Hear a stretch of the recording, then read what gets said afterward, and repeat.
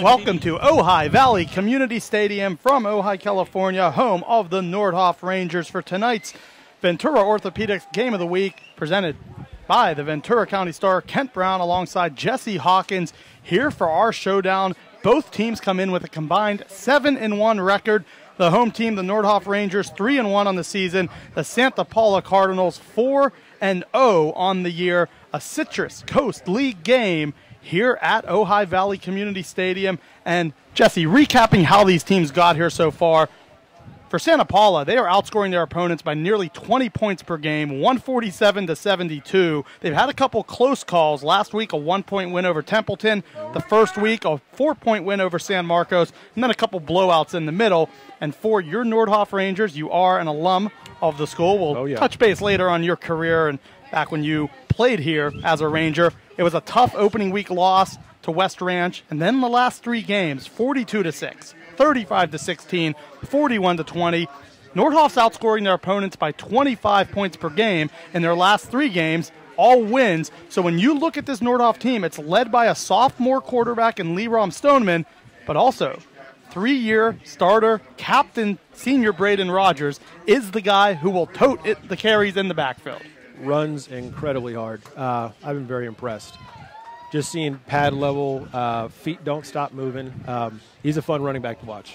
And then you have the Stevens brothers, Corey Stevens, H-back, slot receiver, and then Colby Stevens, his older brother. Those guys are definitely weapons. Fly. Those guys can move. Speed is definitely something we have this year, and we're using it right. So it's been good to see. And now for the Santa Paula Cardinals, they come in 4-0, as I said, an explosive offense on the season, currently averaging almost 40 points a game. Jacob Munoz is the signal caller, a senior, and Tim Luna is the starting tailback. He had over 1,000 yards last year, and I think for this Nordhoff defense tonight, they're going to have all eyes on number 28 and stop the run, because both offenses want to run it, but we know Luna is very capable of busting big plays if their line blocks and the defense isn't ready to stop him. Got to secure tackles. That's got to be the name of the game tonight for both teams. You are watching the Ventura Orthopedics Game of the Week from the Ventura County Star. Santa Paula, Nordhoff, here from Ojai Valley Community Stadium. And this should be quite the game today. 7-1 combined record. Two teams, you got the horse taking the field. I don't know enough. You are a Nordhoff alum. Is there a name to the horse? Is it like USC as their Traveler?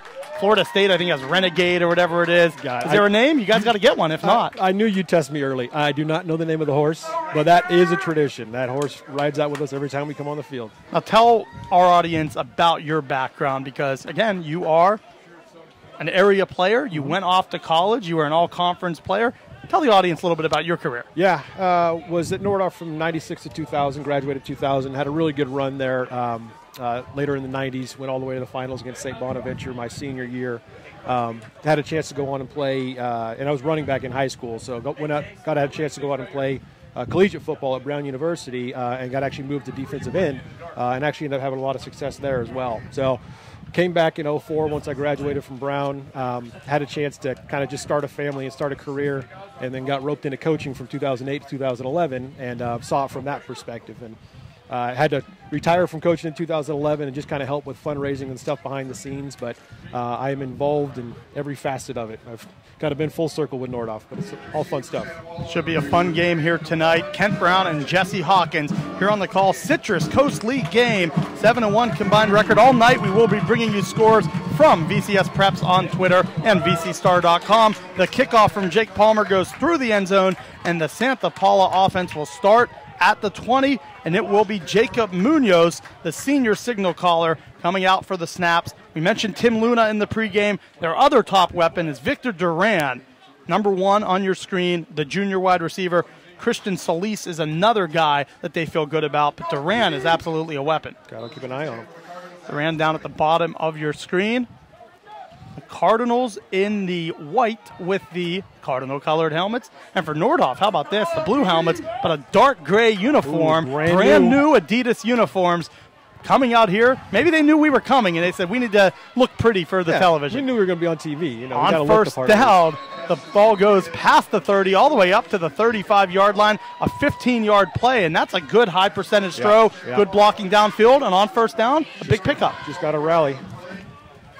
Malik Hernandez, Christian Solis, Gabe Tobias, the other wide receivers, along with Victor Duran and Tim Luna. We'll see plenty of carries here tonight, a 1,000-yard back last year in 2017. From the gun, Munoz hands it off to Luna. Luna goes right up the middle, pickup of 6, and through 2 plays, a 15-yard gain, now a 6-yard gain, a good start for the Cardinals. It's not a bad start.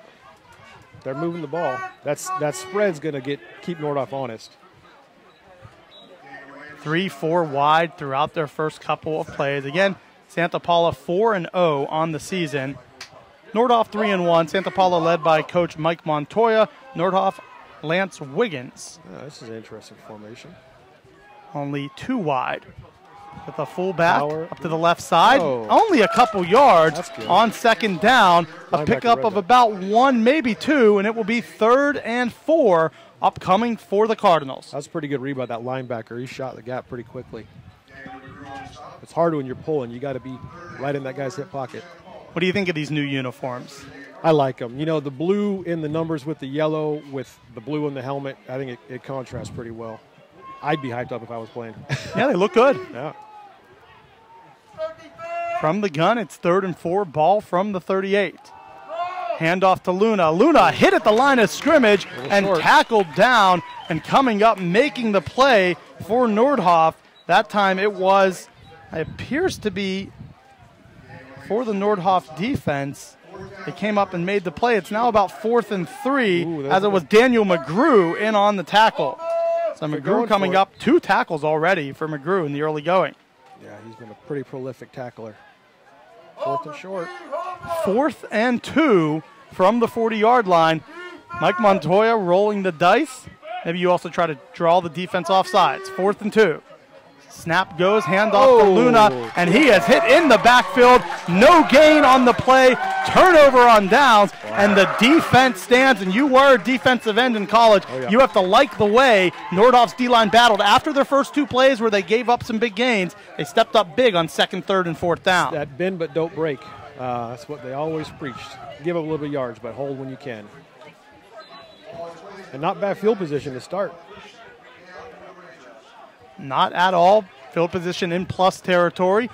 Just under 10 minutes remaining in the first quarter. A turnover on downs. And now Lerom Stoneman and Braden Rogers, the 3-year starter, at the tailback. The handoff goes to Rogers. Rogers cuts right up the middle. Pickup of maybe 9.5. Yep. He's close to a first down. It looks like it's going to be 2nd and 1. That's great. It's power football.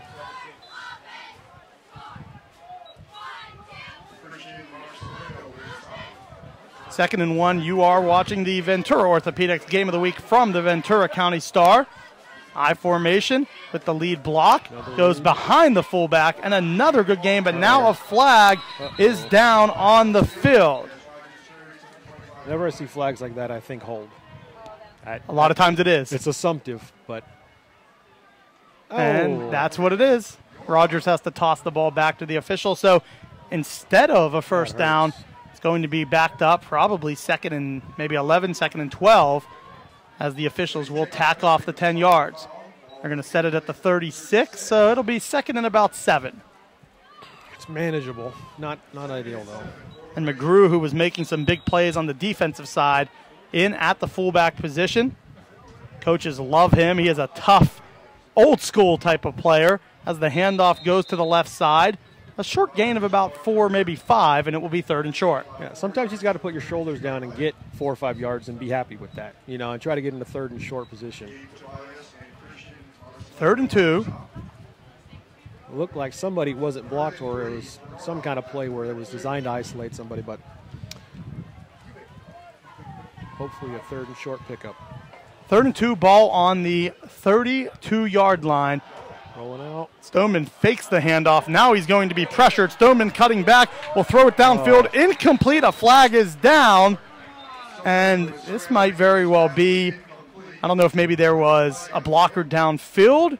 Maybe Stoneman crossed the line of scrimmage. And no, they're calling a penalty on the defense for the Cardinals.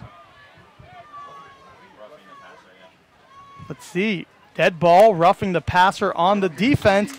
So just like that, Nordhoff gets the first down. Stoneman in a world of trouble in the backfield, kept the play alive, and then the mental mistake from the Cardinals gives the Rangers a first down. It looked like they were trying to roll right but just couldn't get the edge, so he had to cut it back. And that roughing the passer penalty was definitely a blessing because that probably should have been them punting and being off the field. Ball is in the red zone at the 18-yard line. The Rangers go 2 wide. Stevens and Stevens. The handoff goes to Rogers. Rogers gets around inside the 20. Is that another flag? Knocked out at about, actually they gave it to Corey Stevens, the H-back in the slot. So Stevens gets the carry. There is a flag down near the line of scrimmage. So Corey Stevens is 5, Colby Stevens is 1. We do want to remind you, if you are watching on Facebook Live, VCStar.com is streaming this game in its entirety at the end of the quarter. It will be exclusively on VCStar.com, but if you want to go over, flip to VCStar.com now. That will be exclusive from the second to the fourth quarter.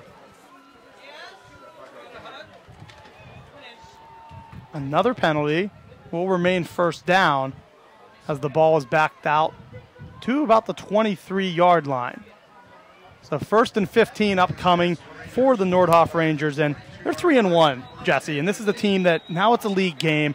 You really feel like this means a lot.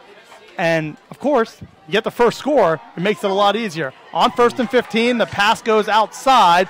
Rogers gets inside the 25, down to about they're going to mark it to about the 15-yard line. So a good job there as he gets it to his outside receiver. He was milliseconds away from getting taken down. Got that ball out right in time. 2nd and 7, so a good 8-yard gain. That was Jesse Diaz. Diaz, the Stevens brothers, and Nate Rhodes, the big-time playmakers on the outside for the Rangers. 2nd and 7. Stoneman will throw it to the back corner of the end zone. Incomplete. He had Diaz going to the corner, but just too much air under the football. That's one I think that this coaching staff and Lerom Stoneman would love to have back. Those are the ones you hate to see go right by the fingertips, especially when you're open like that. 3rd and 7, 8:17 remaining in the first quarter. And for a sophomore quarterback, a 3-1 start is good, especially you lose your first game and you bounce back quickly and get 3 consecutive wins by large margins. Now Stoneman will hand it off. The power play, nothing doing on 3rd and 7, maybe picked up a yard as the defense was able to stone the ball carrier on that one. And much like on the other side, when Nordhoff made the big stop, now on 3rd down, it's the Cardinals making a big stop. And decision time upcoming for Lance Wiggins and his staff. I mean, we've had success running it, but we got a 4th and 7. That's a tough pickup.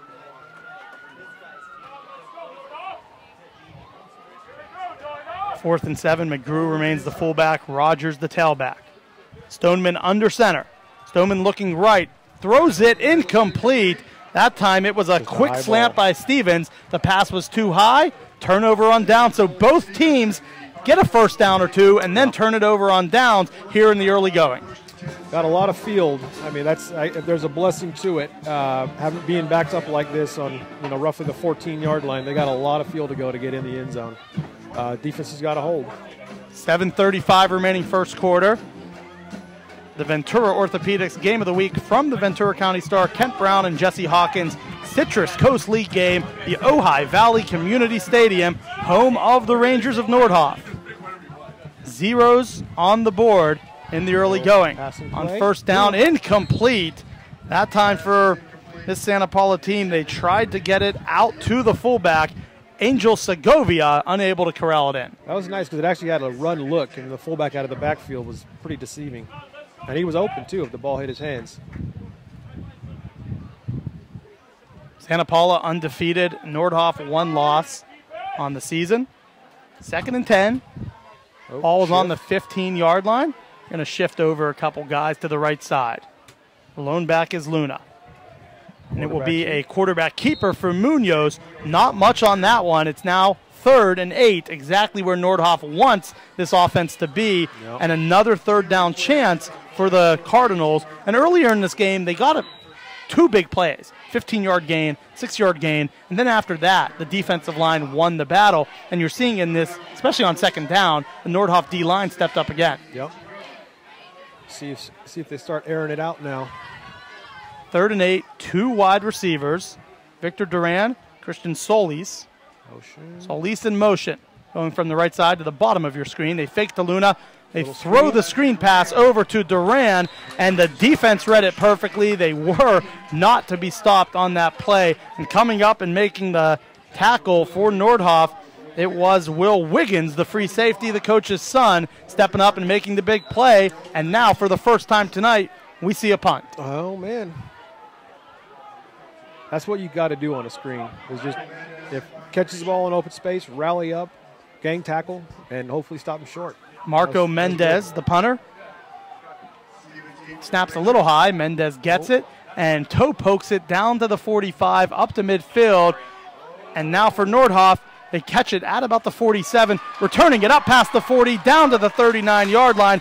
It was Corey Stevens for the Nordhoff offense, and great field position again for the Rangers. We do want to let you know today's broadcast is a product of the Ventura County Star, your local leader in high school sports for the Ventura County area. To support this broadcast and all of the year-round sports coverage by the sports team at the Star, sign up for a print or digital subscription to the Ventura County Star. Visit subscribe.vcstar.com to see all of our special offers. Make sure to be following us at VCS Preps on Twitter. Area scores all night. As the games go on, we'll continue to provide those for you here this evening. On 1st down, the pitch to the left side to Rogers. Nothing doing. And starting to become a trend here tonight, and that is both defensive fronts are off to a good start. Gabe Tobias, that was a great rally up from free safety. He shot that, and basically to get no gain, that was a pretty impressive play. Very nice job by the defense for the Santa Paula Cardinals. And both teams right now doing a good job on the defensive side, especially on the front. Neither defense has been tested deep, though, through the air. We have seen a couple overthrows when that's happened. It's true. On 2nd and 10, Stoneman back to pass. Incomplete down the seam, intended for his target. That time, unable to bring it in was the tight end. And now a 3rd and 10 with good field position and another misconnection. Yeah, I mean, those short passes should be high accuracy, but they're just not quite hitting the receivers in the hands. Jake Palmer, the sophomore, also the punter, or the kickoff guy for the Nordhoff offense. He was open, unable to bring it in on 2nd and 10. Fullback McGrew, tailback Rogers. The pitch goes to Rogers. Rogers is going to be tackled only a couple yards past the sticks. There is a flag in the backfield, but ends up picking up about 3 yards. And now the decision will be decline, make it 4th down, or 3rd and very long. You've been a DC. What would you do here? Oh, I like getting off the field. It's either 4th and 8 or 3rd and maybe 18. Defending against a 3rd and 18 is, I think, an easier thing than trying to defend against a 4th and 8. But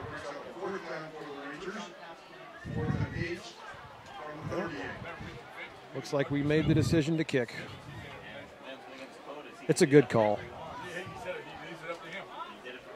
4th and 8, I like the decision too. You're probably not going to roll the dice knowing the fact that the defense just stopped you a few times. Now, there was the misconnection, as I said, so maybe you go back, you clean that up, you can pick it up. But another stop for this Cardinals defense. 4:40 remaining in the first quarter.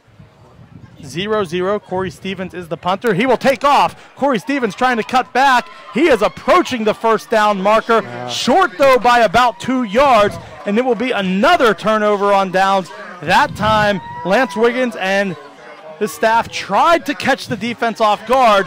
A good fight by Stevens, but ultimately to no avail. Yep. And the Cardinals get the ball back at their own 33. I think he was about 1 block short. That could have gone. Yeah, he was wise to stretch the ball as he did. but ultimately about a yard, maybe yard and a half short of the first down. Still not bad field position, though. But you love to pin them deep, but that's also hard to do. It's certainly not the biggest gamble we'll see all game, or certainly not all year when it comes to special teams. On 1st and 10, it's Luna. Hands it off. He tries to bust it out to the right, and the defensive line winning the line of scrimmage once again, coming up and making the tackle. Chandler Poulin, the inside linebacker, and he was all over the play. Kai Pecky as well. Yeah, D-line was operating on their side of the ball. That's what you want, and it just opened up a lane for the linebacker to fly through. 2nd and 10. We have seen a lot of minimal gains on 1st down here tonight. This time the handoff will go to the backup, Jacob Barba. Barba gets nothing, might even lose a yard, and it will be 3rd and 10 for the Cardinals. So another time that you're seeing this defensive front, that time coming up and helping out was the cornerback, Joey Canchola. Yep. I've been impressed with both these defenses so far. I mean, you see the scores coming into this game, and you're expecting just a high-powered shootout, but these defenses are playing. It's impressive. Yeah, Santa Paula comes in tonight averaging 37 points a game. Nordhoff comes in averaging 33 on the season. On 3rd and 10, Munoz will take the ball, run for a short gain, and another 3 and out for the Cardinals. And the defense, there is a man down currently for the Nordhoff Rangers. There is an injury on the field, but another stop. You just hope it's nothing serious here, an official's timeout as we find out the severity of the injury. Hands on his hamstring. Looks like his hand's on his hamstring or something around his leg. I'm not sure, though. It's too early for cramps. We know that. Most likely. 0-0. Closing moments here as we are 3:11 remaining in the first quarter. You are watching the Ventura Orthopedics Game of the Week from the Ventura County Star, Kent Brown and Jesse Hawkins. Here, again, we will give you score updates all night. You can follow us on Twitter at VCS Preps. If you also want to check out some scores, here's a couple for you. Pacifica currently leading Santa Barbara 10-0 early in the first quarter. Also in the first quarter, Oxnard ahead of Locke 14-7. So it's been a defensive game so far. You've been a former DC. You were a defensive player at Brown. What have you seen out of these teams to really just, frankly, dominate the line of scrimmage so far on defense? Yeah, it's what I've seen at least is great use of hands and really exploding, getting on their side of the ball. If you disrupt and you're in the backfield, all the plans you had for the play go out the window. And both D-lines are doing that. It's not just Nordhoff. Santa Paula, they're really getting a good push, and that's making it hard for the O-line to really get separation. 3:11 remaining, first quarter. Santa Paula and Nordhoff 0-0 here in the contest. Another punt. That last punt was a little bit risky the way it was wobbling, I don't think I would have picked that up. It will be Marco Mendez. This one's a low snap. Mendez gets it off from the 30-yard line. It is returnable, and it is Stevens on the return. Stevens up close to midfield, now past the 50, down to the 45-yard line. A good return for Colby Stevens. Ventura Orthopedics is proud to support the collegiate and high school athletic teams in the community. The doctors serve as team physicians for most of the high school and college sports programs in the area. Whether assisting with game injuries or cheering for players from the sidelines, the doctors at Ventura Orthopedics consider it a privilege to be part of the team. So a good return for the third time tonight. The Rangers will start in Nordhoff territory. Probably their worst field position technically of the evening, but great to start at the opposite 45. Yeah, if this is your worst field position, you're doing all right. But you need points. Yeah. On first down, it is Rogers. Rogers picks up maybe a half a yard. And again, a short gain, if no gain, on first down. I'm seeing Santa Paula's D-line get good penetration, but most importantly, they're getting off the blocks and making tackles. You can hold somebody to the line all day, but if you're not getting off blocks and making tackles, it's not doing any good. Santa Paula and Nordhoff, two teams, as you said, Jesse, that have scored a lot this year, but it has been a defensive battle in the early going in a league game. A little hard count. Looks like a couple guys jumped on this Cardinals defense. We'll assess the 5 yards, and so probably one of the better gains in theory today, and it's a 5-yard pickup off of a penalty. We haven't seen many today. It's been relatively clean, but that one does cost half the distance to the first down marker. 2nd and 5. Nordhoff here from Ojai Valley Community Stadium. Good ball. At Nordhoff High School on 2nd and 5. The pass is complete to Colby Stevens. Stevens then picks up about an extra 3 or 4 yards after the catch, and about a 10-yard pickup. Move the chains, first down Rangers. You know, these short passes, when you get to the receiver accurately, those can work all night. And DB's just got to plan and react and rally up. That's a tough one to defend. 1st and 10, ball on the 29-yard line of the Cardinals. Nordhoff Rangers, 3rd time tonight in opponent's territory. 0-0. Stoneman's pass is incomplete. Another one down the middle, that time intended for Corey Stevens. He's missed Stevens a couple times. He also missed Jake Palmer once. But again, we're seeing maybe down the seams, that might be where you have to attack this defense. It's been open, just they haven't connected yet. Yeah, I mean, we're seeing a cover 3, so you have, single safety up high. And so the seams should be open. You just got to get the ball there. 2nd and 10. Looks like a little man possibility here. Rogers will stay in the block. Now pressure is coming from the left side, and a sack occurs. Coming up and making the play for Santa Paula, it's the big boy, 68, Luis Magana, with the sack, and that time he looked unblocked, chased down Stoneman, and crushes him for a huge 4-yard loss. That was great backside pursuit, and I think quarterbacks just, as they get older and get more experience, you start feeling that pressure. You shouldn't be that open for that long. Now you got a tough 3rd and long. 3rd and 14. The handoff goes to Rogers. He will stretch the left side. Only picks up about 3.5. Back to the original line of scrimmage, and it will be 4th and 10. And you have to think you go for this here. Unless you feel great about your punter, this is too good a field position to not go for it. You punt it from here, you land in the end zone, you're at the 20 anyways. Or maybe your punter can pin them down by the end zone, but that's a tough kick to do. I think going for it here makes sense. That's a 12 yards, though, is not an easy thing to pick up. They do keep the offense in. 3 wide. Back to pass is Lerom Stoneman. Stoneman will take off, trying to attempt to throw downfield. Almost intercepted by Gabe Tavares, the free safety for the Cardinals. Might have been better off not picking it off, because then you gain a few yards. I was gonna say, either way, another turnover on downs. This has been a weird first quarter. I did not expect it to play out like this. Again, we also want to remind those watching on Facebook Live, jump over to vcstar.com. That will be the exclusive coverage for the rest of this game after this first quarter. The entire game is streaming live on vcstar.com if you are watching on Facebook Live. Waning moments of the first quarter, just 21 seconds remaining here in the first frame. Zeros on the board at Nordhoff High School.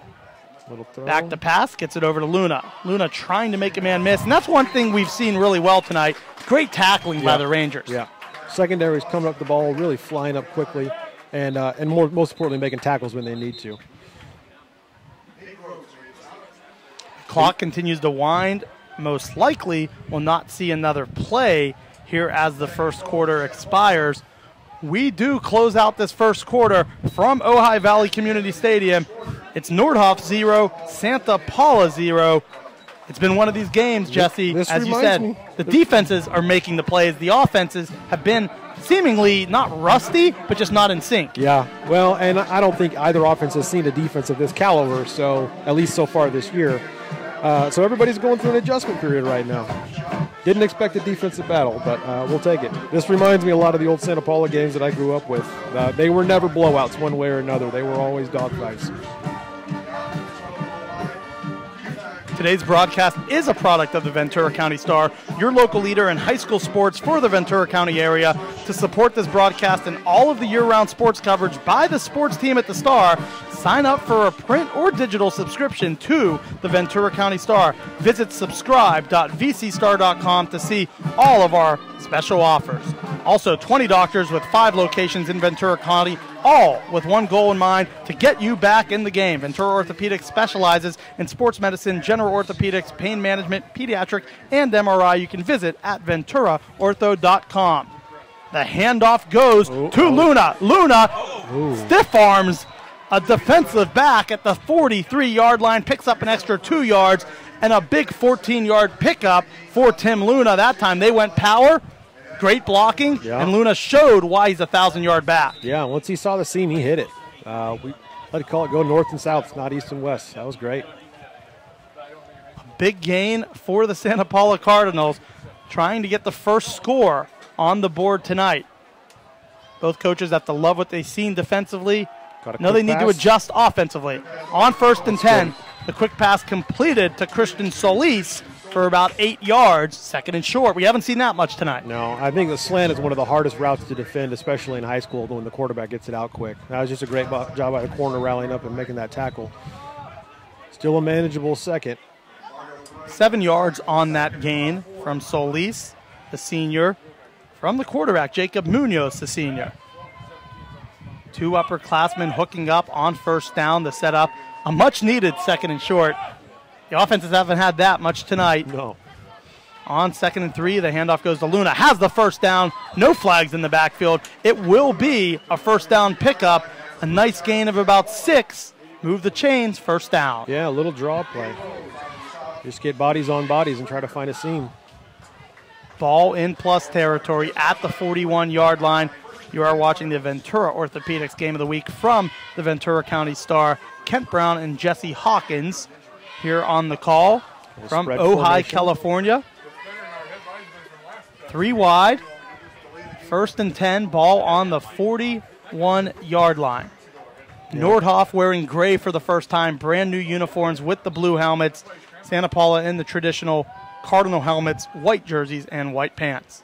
On 1st down, a high snap. It is saved by Munoz. He throws it to a receiver, incomplete, intended for Malik Hernandez, unable to bring the ball down, and fortunate that a defensive back did not come off and pick it up. That was a great ball. I mean, you just got to come down with the ball when it hits your hands. 2nd and 10, so it is Munoz, the quarterback. We were told from Coach Mike Montoya that potentially Hector Zuniga, the sophomore quarterback, may get some snaps here tonight. They've been using Zuniga a few times here this season as they stay undefeated. Oh, and now ball, boys. We saw it on the other side. Santa Paula jumped once earlier. Now Nordhoff for the first time tonight, offsides, and just like that, we said it was right around the same position on the field, literally. 5 yards. This will now, instead of 2nd and 10, 2nd and 5. Yeah, this game is remind me of like Groundhog Day. We're just seeing the same thing over and over. That's when you see nerves come into play a little bit. You get jumpy. Both defenses must feel really good. Certainly maybe the aggressiveness comes in knowing you're playing well. 2nd and 5, and in motion is Solis.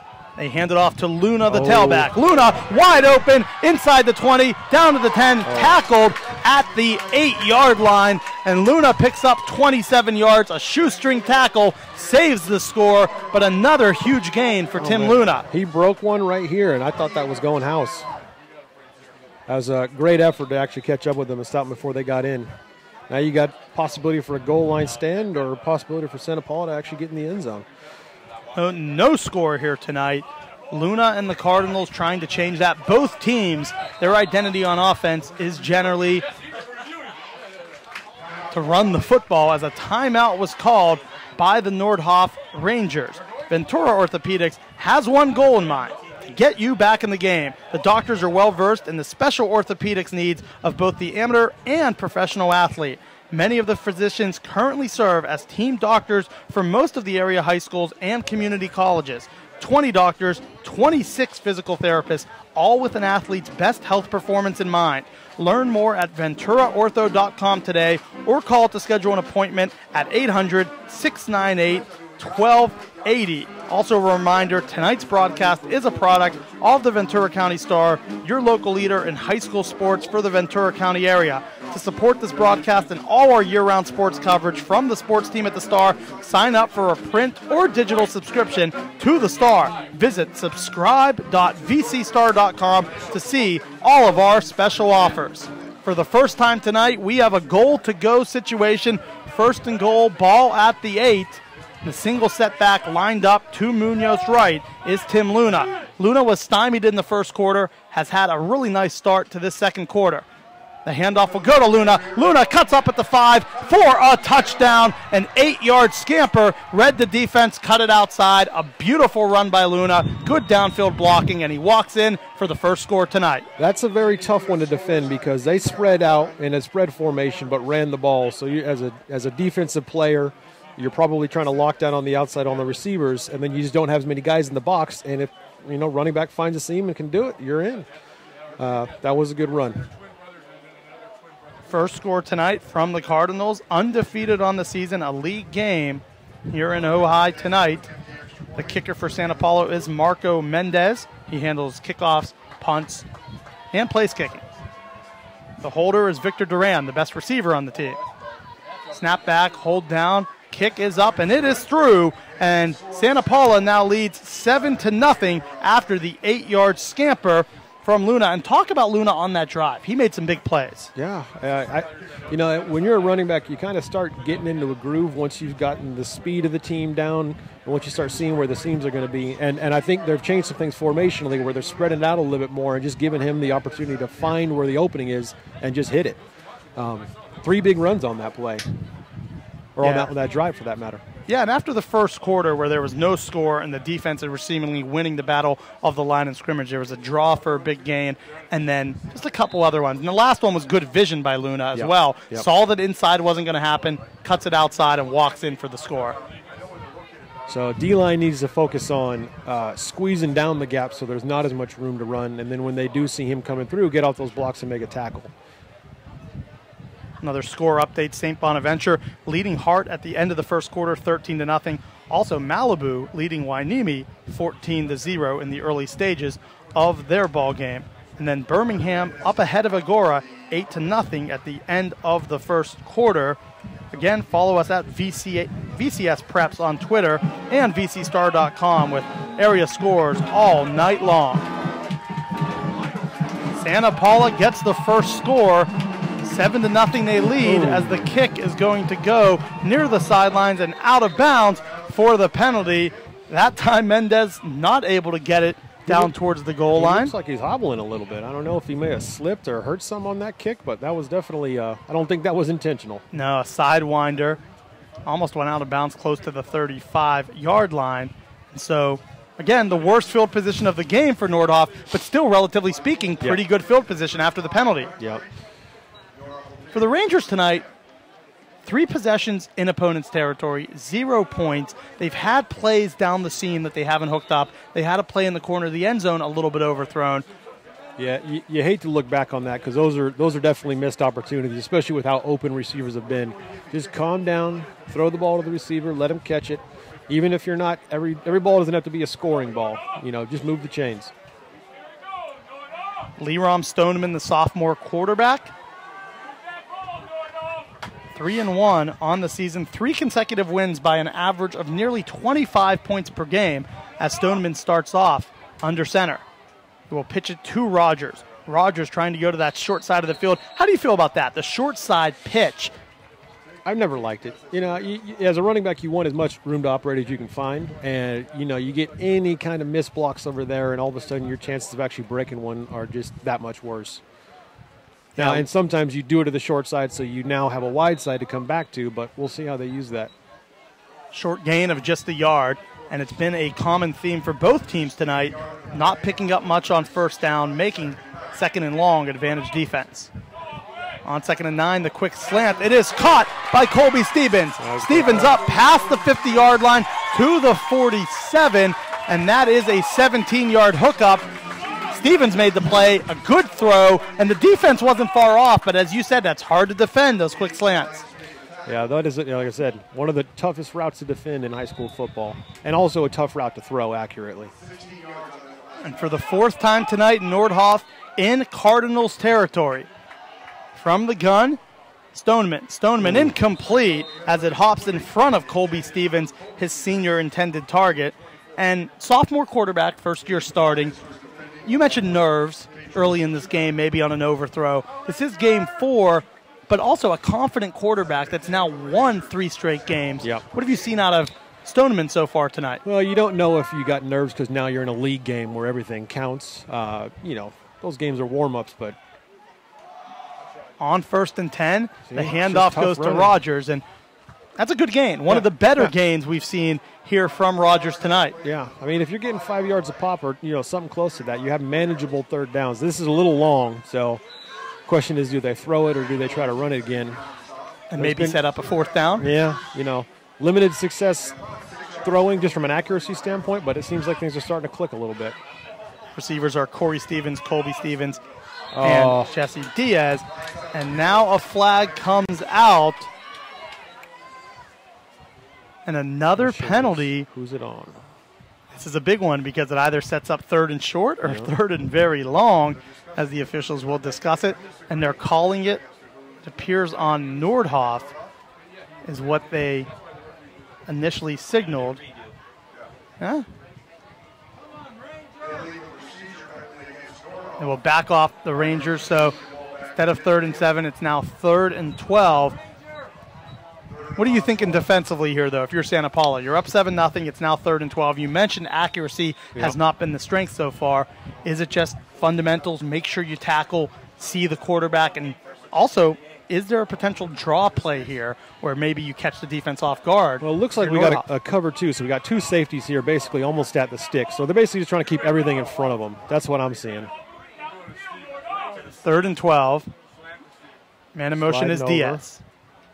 Diaz to the bottom of your screen in the slot. Stoneman will drop it off to Rogers. Rogers picks up about a yard, not much doing, and another flag in the backfield on the Rangers. Yeah, saw the hold pretty clearly here at the in-man on the line. That's Again, tough. though, do you decline and make it 4th and 11, or do you accept and make it 3rd and 20+? It looks like they're going to decline. So Coach Mike Montoya declines the penalty. It will now be 4th and 11 for Nordhoff from the Cardinals' 49-yard line. I think if we'd been throwing a little bit more accurately up to this point, maybe you don't decline that. But it looks like we're going to punt. The punt team will come in. Corey Stevens, they've already faked 1 punt here tonight. 8:05 remaining in the second quarter here on the Ventura Orthopedics Game of the Week from the Ventura County Star, Kent Brown and Jesse Hawkins, a former Nordhoff Ranger. It will be Stevens punting. Stevens gets a nice spirally punt inside the 20, out of bounds around 15, maybe the 15-yard line. They will see where they mark it off. It looks like right at the 20-yard line, but a good punt. Pins it away from the offense, and now Santa Paula is going to have to go a long way if they want to get a 2-score lead. You got 80 yards in 7 minutes and 45 seconds. But the way they've been running, Nordhoff D-line, you got to squeeze those gaps. You can't give those openings that he's been seeing. The Cardinals 4-0 on the season.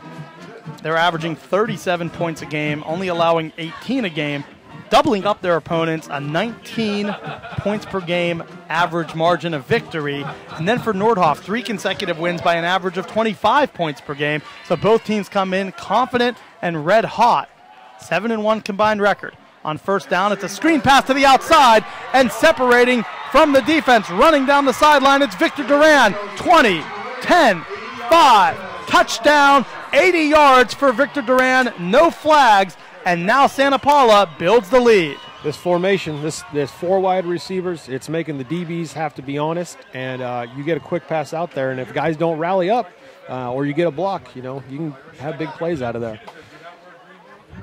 The running back made the linebackers have to stay honest and stay inside, so you don't get much help outside. So those corners are kind of on islands, and that's the challenging part about being a corner is you're kind of out there by yourself. Mendez will come in for the extra point, so we just said about 7:40 remaining. Now there's 7.5 left. A quick strike touchdown, 80 yards, and after the scoreless first quarter, this Santa Paula offense has come to play. The snap is high.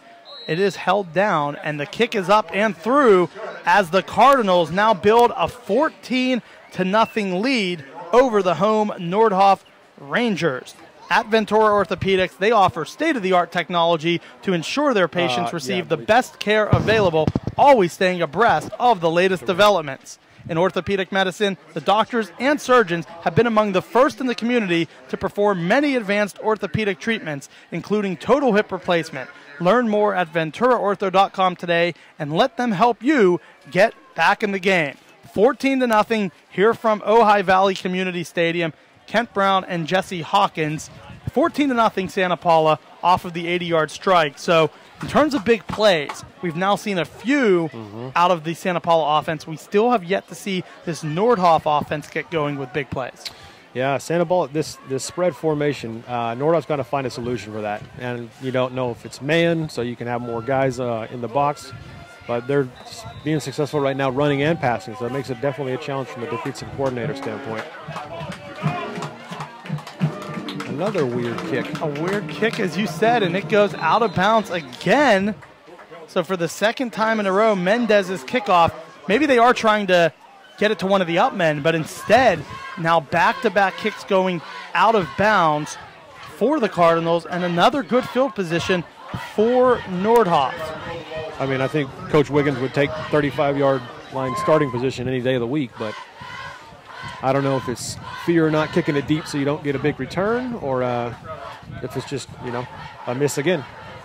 Score update, 12-yard touchdown run gives Royal a 14-0 lead over Thousand Oaks late in the first quarter. Also, Fillmore and Carpinteria tied 7-7 in the second quarter. That, of course, a Citrus Coast League opener, just like here tonight. On 1st and 10, the handoff goes to Rogers. A nice gain of about 9.5, and second and short, and once again approaching midfield, getting close to plus territory. See, that's one of the first runs I've seen where they haven't tried to go outside and try to get the corner. Maybe there's going to be more success just running up the middle and just trying to get what you can. Crucial stages of the second quarter for the Nordhoff Rangers. Yeah, trailing 14-0. Knowing the fact, also, you want to give your defense a little bit of a break. I know they were just out for one play, but maybe get a score and all of a sudden make this a one-score game again. On 2nd and 1, it's close. I don't think he quite has it. It looks like they're going to mark it right at the 45. Looks like it'll be 3rd and inches upcoming for the Rangers. Oh, they're giving it to him. Nice so spot. The spot, and we can't tell. There's so many bodies there that maybe Rogers was able to get it. But it's a big first down, and now again approaching midfield. 2 run plays back-to-back. We'll see what they do next. Nearing the midway point of the second quarter, here on the Ventura Orthopedics Game of the Week from the Ventura County Star, Kent Brown, Jesse Hawkins in Ojai, California. A Citrus Coast League battle. 7-1 combined records. On 3rd and 1, the offensive line can't hold up. The defense comes in, and for Santa Paula, it's Jonathan Govea making the sack. Also pressure on the inside, and a huge win for the defense on that down. Looks like they brought a little blitz because there was way more bodies than guys ready to block. They did give them the first down before, so that was only first down. For a second, I was still thinking 3rd and inches. Yeah, it is bad. 2nd and about 15 for Nordhoff. A big sack from Govea, the junior defensive end. 4 wide set here. 3 wide to the bottom of your screen. Another screen pass, and now a penalty flag is down on the far side of the field. Not sure what that is. 14-0 Santa Paula leads. And another late flag. That's usually some sort of unsportsmanlike. Yep. The officials will meet and go over the penalties. There was one during the play and then one post-play. Those hurt. Those really hurt. When you get a sack and then you get a penalty and then you get a personal foul penalty on top of that, now you're talking 3rd and way, way long. And you're backed up. So that going for it for 4th down is not going to work if you get to that point. Couple other score updates. Rio Mesa ties the game against Chatsworth 6-6 in the second quarter. And then also we have a score update. Venice and Newberry Park. Newberry Park trails Venice 14-0 in the first.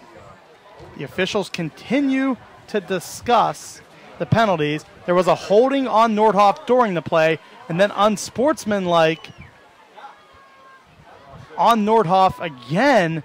So this will back them up. 10 from the holding, and then 15 for unsportsmanlike.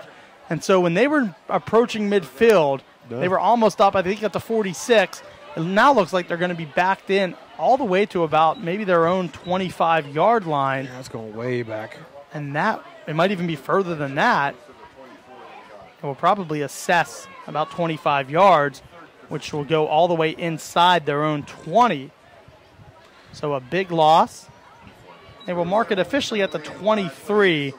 So a 17-yard loss on that. They will, I believe, replay the down as the holding occurred during. So still should be second down.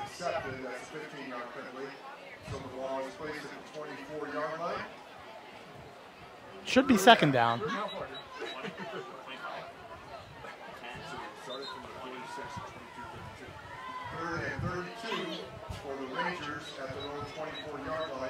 Long yardage, and now a timeout called by the Nordhoff Rangers. So just a brutal amount of penalties. Yeah. And this first quarter, we saw clean football. Relatively speaking, the defensive line's winning the battle. In this quarter, you're seeing smart football from Santa Paula. They're making big plays. And then for Nordhoff, some mental mistakes really killing them. Yeah. And that drive looked like it was starting to get some momentum together. The penalties will stop a drive in its track. That's really kind of a bummer. The ball back to the 23-yard line. Such a third and so long that, you got to – trying to pick this up means you got to take some risks, but how much risk do you take when you're on your 25, Especially when you haven't passed it downfield with success all game. Yeah. Last thing you want to do is commit a turnover and then give Santa Paula a short field. Yeah. I imagine we're going to see Santa Paula in probably a two-deep look again. And just trying to keep everything in front of them. I mean, that's a long enough third down that you don't want to get too aggressive as a D coordinator. Another score update. Hart scores, makes the PAT. They cut the St. Bonaventure lead to 13-7 late in the second quarter. So 3rd and 31 for Nordhoff. Stoneman back to pass. He's going to throw it deep, intended for Stevens downfield. There is a flag. It won't give an automatic first, but it will bring the ball much closer to the first down sticks, and will make it 3rd and about 10, actually 3rd and about 15. That time Stevens was bumped from the safety Gabe Tavares, who's been in on a lot of plays in the back end of this defense. That looked like a pretty good ball. Yeah, Stoneman was able to get it out where it was catchable, and Stevens got bumped as the ball was approaching his hands, and now it will remain 3rd down. But instead of 3rd and 30, you're looking at 3rd and 15. Yeah, the little up and corner route is a tough one to throw accurately, but it's a safer throw because you overthrow and you're throwing out of bounds. You're not throwing towards the receivers or towards the defenders for that matter.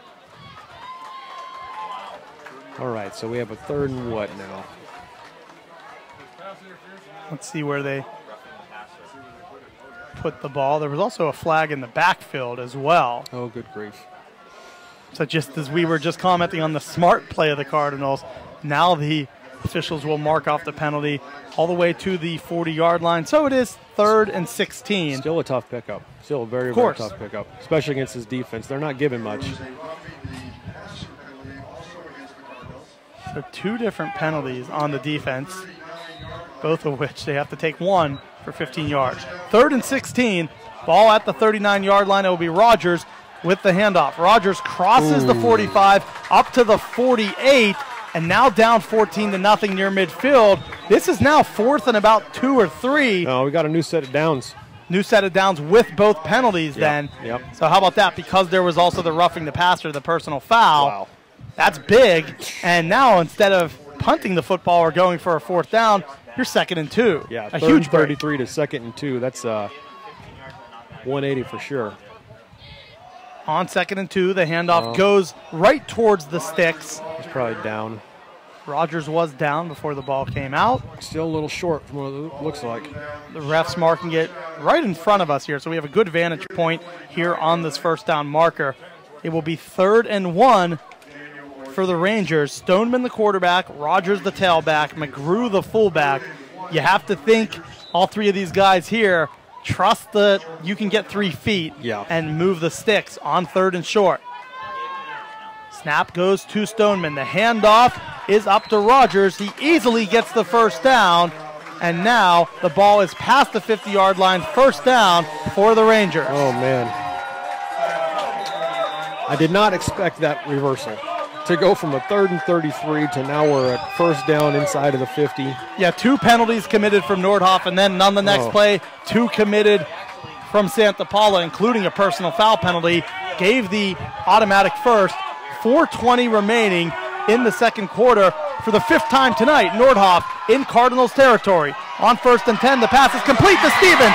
Down the sideline, 10, 5, touchdown, Stevens. Oh, yeah. Corey Stevens from the slot goes outside, and it was a big 49-yard hookup.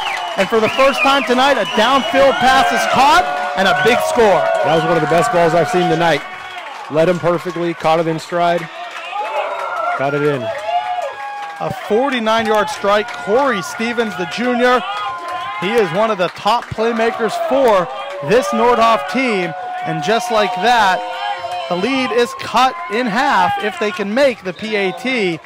Santa Paula has been stout all night defensively, but after the personal foul late hit, roughing the passer, coupled with the pass interference, they gave a first down up, and now the game is 14-7 as the Rangers are trying to mount the comeback here as we get close to the half.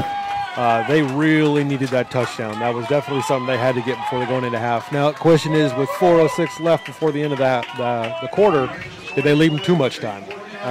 They've been scoring fast. 4 minutes is plenty of time to get down the field. And let's see if Santa Paula comes out in that spread formation again, where they can throw and run. That's a very dangerous formation for what I've been seeing.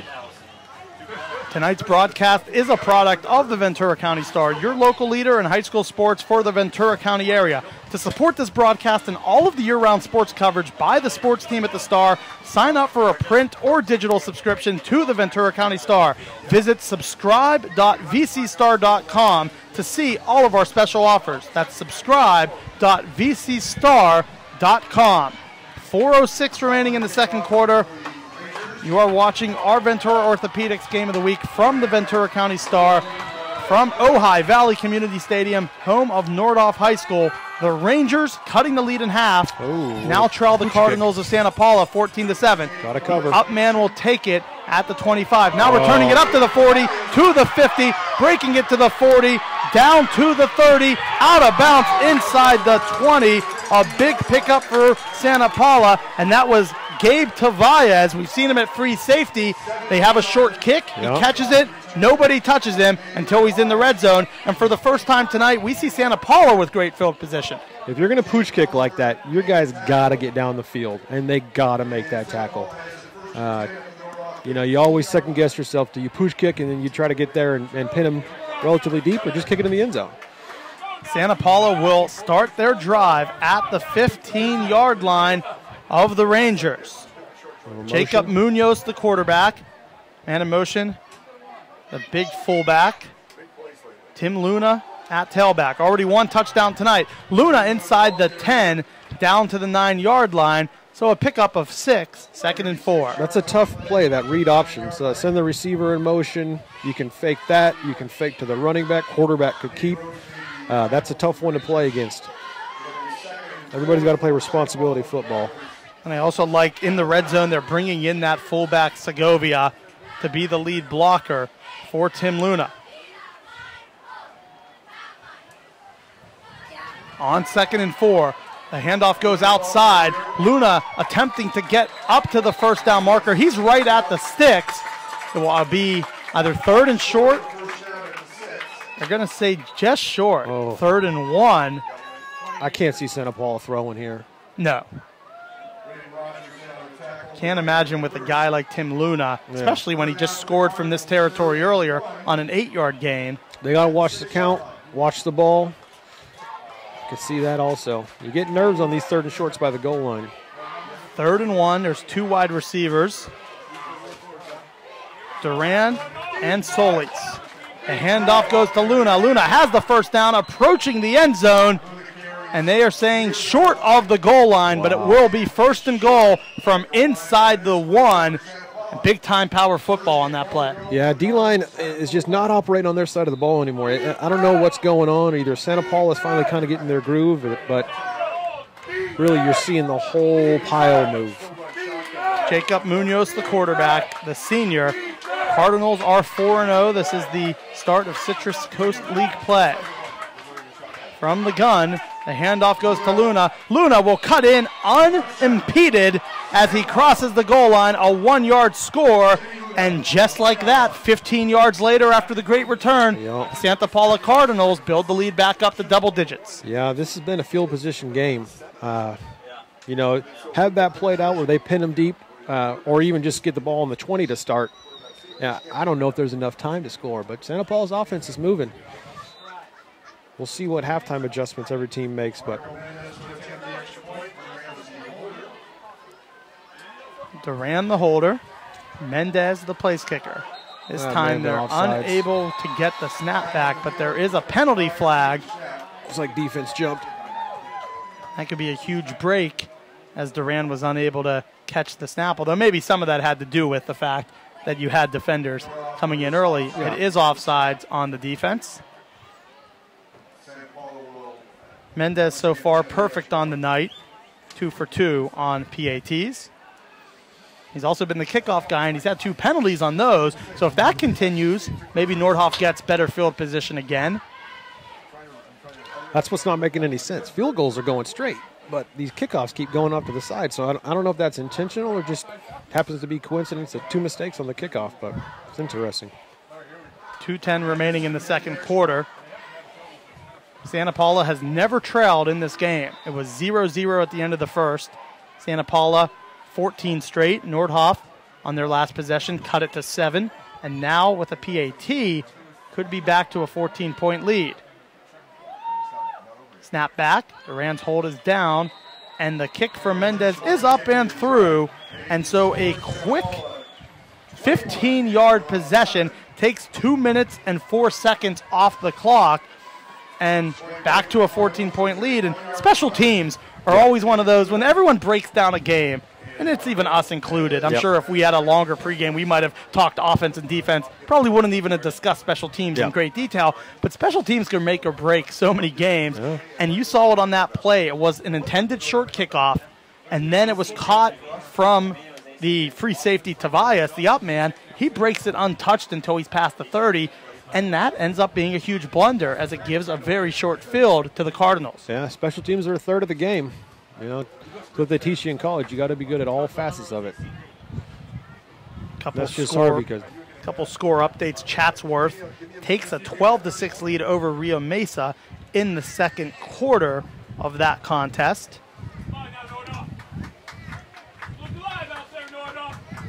We have a 21-7 game here as Santa Paula, trying to remain undefeated, leads Nordhoff 21-7. Another kickoff that goes out of bounds. He's had one go out at the 35 and a couple go out of bounds at about the 25. It's starting to look like that's almost what they're trying to do. Yeah, because every kickoff has just been going out very, very short, and then they usually land only a few yards to spare. Yep. Clearly, they've only given up 7, so it hasn't killed them yet, but an interesting strategy nonetheless. Strategy's working. 2:10 remaining in the second quarter. Oh, we got an offsides, a re-kick. Oh, wow. Well, let's see. I mean, I'm assuming they're going to kick this one out of bounds as well, which I don't know why Nordhoff doesn't slide over a little bit that way so you can maybe get a returnable ball. We haven't moved the second line here of returners. Yeah, slide an up man over near the sideline, get momentum. And at least slide that second line over. But, you know. It is Marco Mendez, the punter, kicker, and place kicker. The ball is now back to the 35-yard line. The return men, usually Corey Stevens and Jesse Diaz. And then an up man, you have Nate Rhodes, who is a receiver, and I believe maybe Wiggins. Looks like. 2:10 remaining second quarter. The Cardinals lead 21-7. Kent Brown and Jesse Hawkins here from Ojai Valley Community Stadium in Ojai, California. Citrus Coast League game. Ooh. And now they will kick to the other side. And this one lands out of bounds at the 25, so kicking opposite the normal way. And another kickoff out of bounds as Nordhoff will start off with good field position once again. Now it looks like they'll actually have them redo the kick. Now how about that? They're saying, yeah, if you keep kicking it out of bounds, we'll just take the penalties, back you up. Now they're going to be at the 30. We don't see this too often. I mean, if I was Coach Wiggins, what he's doing, just keep doing it all night. They keep kicking it out of bounds and not giving you a returnable ball. Might as well. With 2 minutes on the clock, you try to get all the field position you can. Yeah, that's not been a bad thing all night for Nordhoff. They've had all 5 possessions go into Cardinals territory, and yet 7 points to show for it, but it was on their last possession where they got their first score. Mendez will kick off from his own 30. This time he toe pokes it up the middle. It's going to be returned from about the 30-yard line. Now cutting over is Stevens. Corey Stevens cuts back at the 50, inside the 40, down to the 37-yard line, out to the 35. He returns it all the way out to where one of the kickoffs happened, and a huge return from Corey Stevens, showing that playmaking ability. The last 2 times he's touched the football, a 49-yard touchdown, and now about a 40-yard return. It's crystal clear now the kicking strategy is Santa Paula. Don't kick it to him. It's better to kick it out of bounds than kick it to him. Corey Stevens, the big playmaker. A huge return. And they'll give him a 1-play rest. So there's enough time that they can run and pass. Doesn't all have to be in the air. And Nordhoff will call a timeout as there looks to be maybe an equipment issue for Corey Stevens down here on the near sideline for the Nordhoff Rangers. Ventura Orthopedics is proud to support the collegiate and high school athletic teams in the community. The doctors serve as team physicians for most of the high school and college sports programs in the area.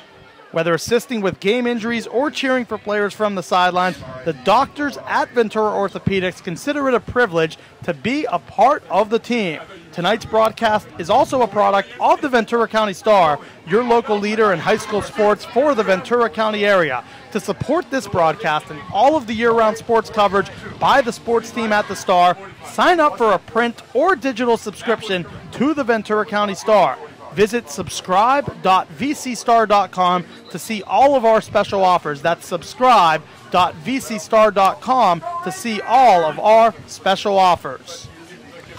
See, I think you come out here and you try to run a little bit. I mean, between the tackles, though, doesn't seem like we've been able to get the edge or really get around the corner to get one that way. So we'll see here. Only 1 timeout remaining for the Rangers. The Santa Paula Cardinals with 2 timeouts here in Citrus Coast League play. 4-0 for Santa Paula, 3-1 for Nordhoff. On first down, the handoff is to Rogers. Rogers cuts up to the 24-yard line near the first down markers.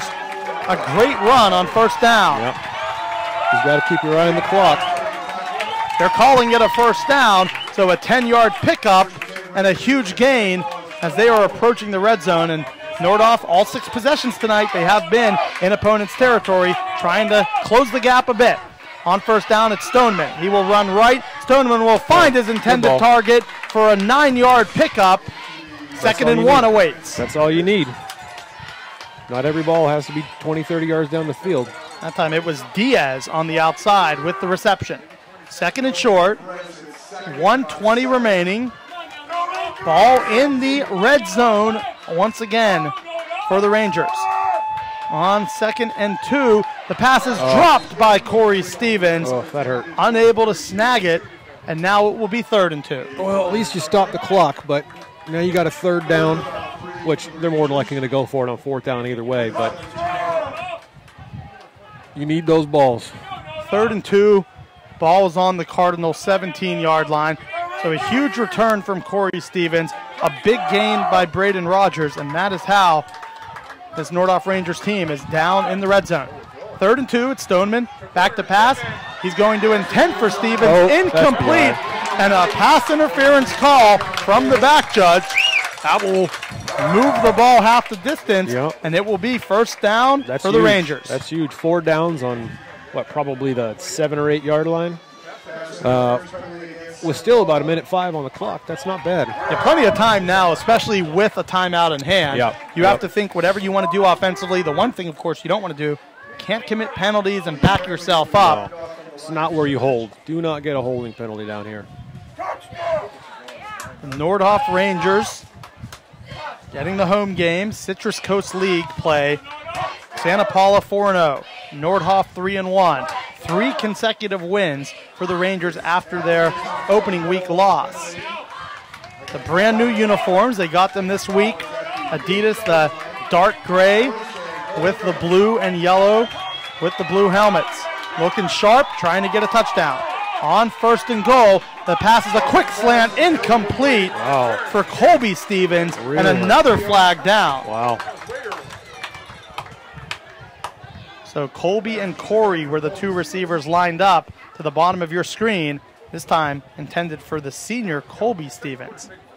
PI on the defense again, move it half the distance, and now again 1st and goal. This time it will be up inside the 5. Yeah. Now, the conservative player in me, you run here. Especially when you just saw Rogers in his last carry get about 10, 11 yards. Yeah. Got a timeout still. 1 minute remaining in the second quarter. Stoneman is passing. Stoneman going to the corner. Incomplete to Stevens. And that time just a little bit too much on that pass. Stevens went full body extended, but short. Now 2nd and goal from the 4. I'm a believer that if you stay on your feet, you're faster running through it than trying to dive for it. But, you know. 2nd and goal from the 4. 55 seconds remaining in the second. Nordhoff, handoff to Rogers. Rogers crosses the goal line. Wow. Did he cross without his feet or without his knees hitting the ground? There's no signal yet. Let's go, refs. Let's go, refs. There's no signal. Looks like they're going to mark it short. Now they're calling a touchdown. A delayed touchdown call as the refs had to go through it a few seconds. But a 4-yard score from Rogers. And Nordhoff back-to-back possessions, they score a touchdown. He pulled a little Marshawn Lynch from last week's game, dragging in about 3 or 4 guys. That's just a great job keeping your feet moving and not going down. A great run from Braden Rogers. They needed every bit of that.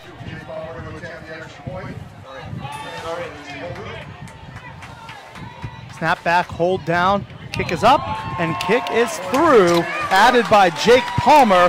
And so Nordhoff starting to get into an offensive rhythm. 2 consecutive scores, back-to-back drives of good offense, this time aided by a couple penalty pass interference. But great field position is rewarded after the big Corey Stevens kickoff return. That was huge. If I'm kicking the ball and I'm Nordhoff, I'm trying to kick that sucker into the end zone and make him go 80 yards. No pooch kicks. Yeah, because at this point you kick it out of bounds. I think Lance Wiggins is just going to accept the penalties again and say, prove to me it won't end up in my playmaker's hands. Recapping this game, it was 0-0 at the end of the first quarter, and now the second quarter has had 5 touchdowns. Jeez. Santa Paula led 7-0, built their lead up to 14-0. Then, touchdown Nordhoff 14-7. Santa Paula responds after a big kickoff, makes it 21-7, and now another kickoff. We are seeing special teams shine for both teams, especially on the return unit. The coverage units, not as much the last 2 times, and that has to factor in here as we are going to have Jake Palmer kick it off. Back deep, Victor Duran and Tim Luna. Duran, the wide receiver, Luna, the tailback. Jake Palmer kicks it short, and this one is going towards the sideline. Still in bounds, still live. Inbounds, and it looks like Nordhoff has come up with the football. Wow. The officials are saying Nordhoff ball inside the 30, and so for the 3rd consecutive kickoff, we see a big play. This time it was the coverage unit coming down and making the play. There was not a Cardinal that picked the ball up. Well, I guess what they're doing on Monday's practice is focusing on a little special teams, both teams for that matter. And with still some time on the clock, almost 38 seconds, same with the timeout. And Jesse, tell me if you haven't heard this today. Nordhoff in plus territory. 7 times, 7 possessions, all 7 have been in Cardinals territory. That is astonishing. If that happens a lot, You would think there's 35 points, 28 points, but they have a chance now, 2 straight scores to maybe cut into this and tie it before the half. Stoneman pump fakes. He's going to Colby Stevens. Stevens catches it at the goal line, and Stevens is considered down inside the 1. It's a 29-yard hookup. First and goal upcoming with 1 timeout. A great throw by Stoneman and a superb catch from Colby Stevens. That was incredible. That ball scared me a little bit when it went up in the air.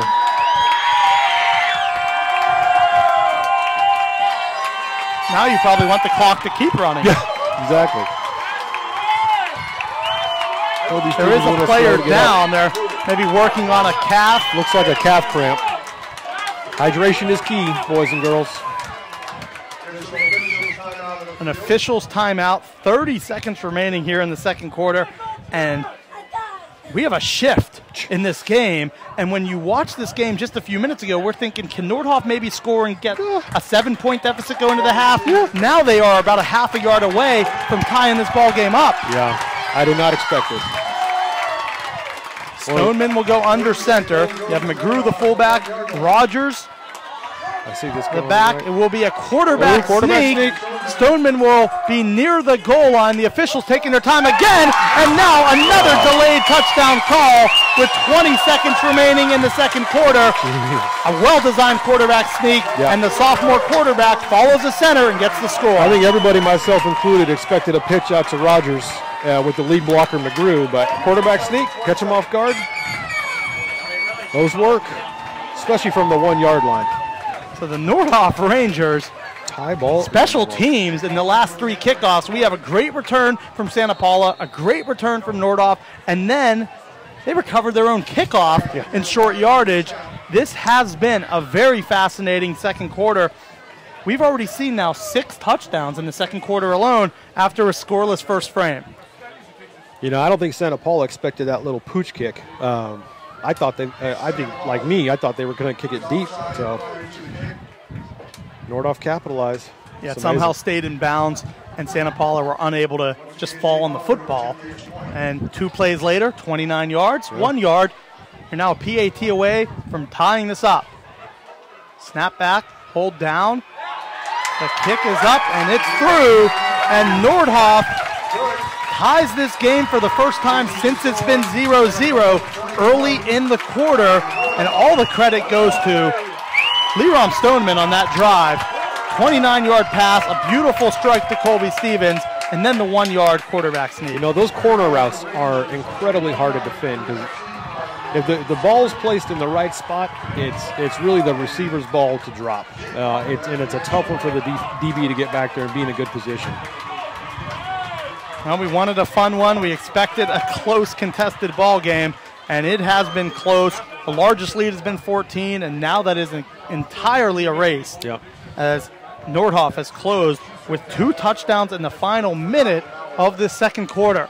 2 timeouts remain for the Santa Paula Cardinals with 20 seconds left, and when they've returned in, they've been pretty good kickoff returns. Last time, though, unable to corral the short kick. This time it will bounce at the 40. The ball is alive, and it appears the Cardinals do fall on it at the 41 with 17 seconds remaining. Called a timeout. Clock does stop after the possession changes, so still 2 timeouts remaining, or did they?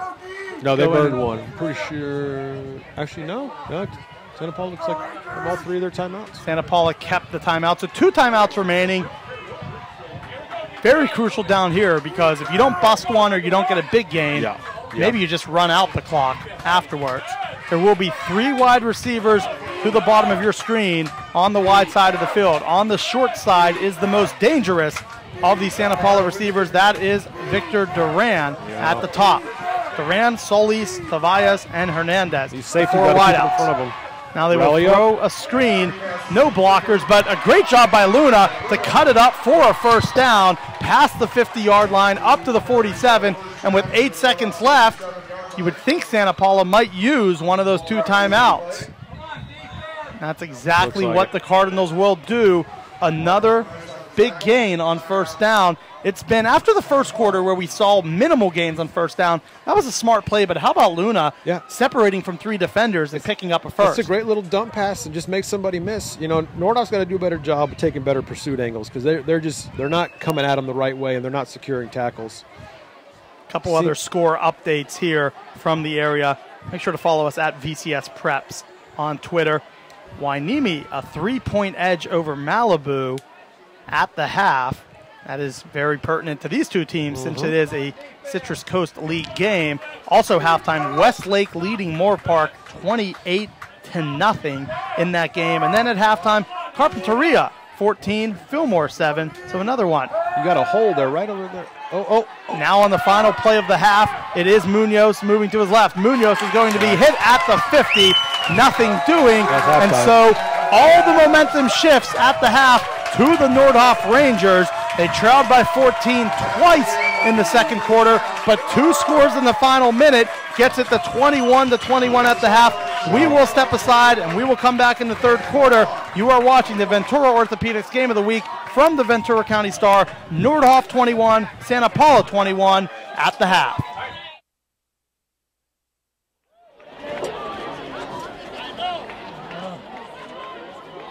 It'll be a bloody second half. Oh, yeah. Huh? It could be. You see the fight almost started right there. It'll be a bloody second half.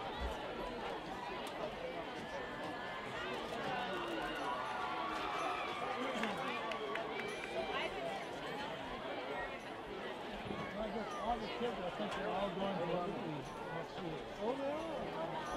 Hi, I'm Dr. Ali Motamedi with Ventura Orthopedics. I'm board certified in orthopedic sports medicine and orthopedic surgery.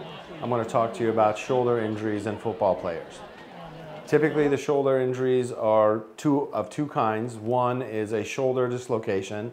That's where the ball and socket joint pops out of position, and that's usually as a result of contact when a person has their arm extended, out, or rotated and get hit where the shoulder pops out. If it doesn't automatically pop back in, it requires an immediate attention. Sometimes athletic trainers and orthopedic surgeons can put the shoulder back in position on the field. Sometimes it might have to be addressed in the emergency room. Once the initial phase of injury is treated and the pain is under control, then the patient may need an MRI to assess how badly the injury is. And usually if you are young and under 25, typically it results in continued instability and dislocation if you participate in sports, and those patients may need surgical reconstruction. The less serious injury around the shoulder is called a shoulder separation, and that usually happens as a result of a fall and landing on the shoulder where the collarbone pops out of position. Initially, the treatment is to handle the pain, inflammation with icing, anti-inflammatories, immobilization, and a sling. Typically, these injuries are non-surgical, and once the pain and inflammation has subsided and the football player has regained the motion and strengthened his shoulder, they can return to sports. That can take anywhere from 4 to 8 weeks. Thank you, and be safe out there.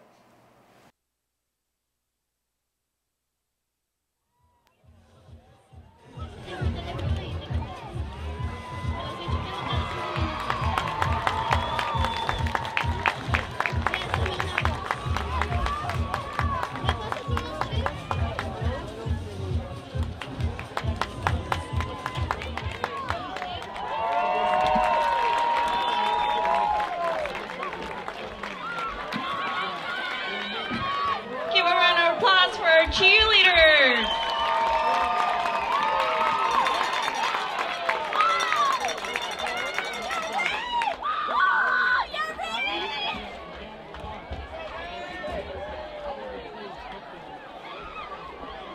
Tonight, the band led by senior drum major Norbu Kanchan will bring their halftime performance with a patriotic tribute to all those that lost their lives 17 years ago on 9/11.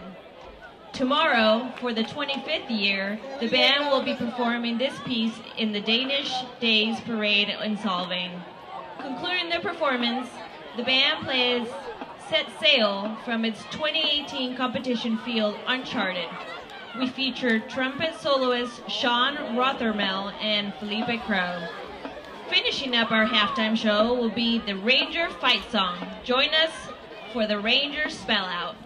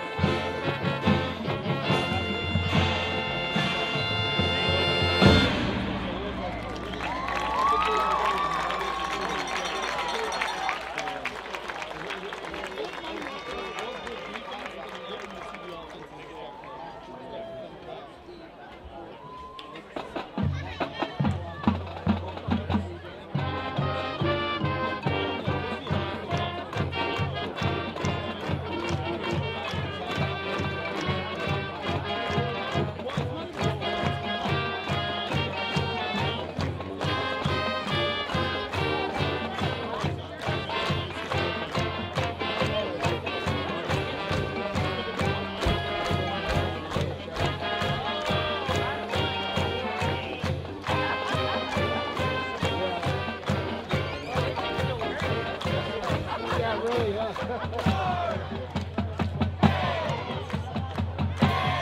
My nephew, 33, Braden Rogers, Bubs. I had to send him down and key him in on him.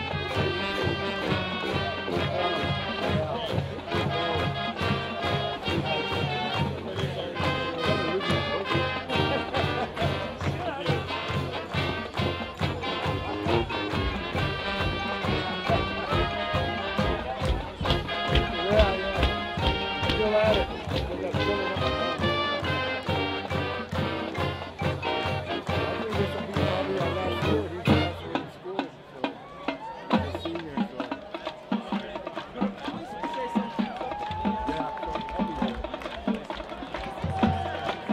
The band is directed by Bill Wagner, color guard advisor Janet Calkins, drumline instructor Trevor Bronowicki, and front ensemble instructor Noam Weil.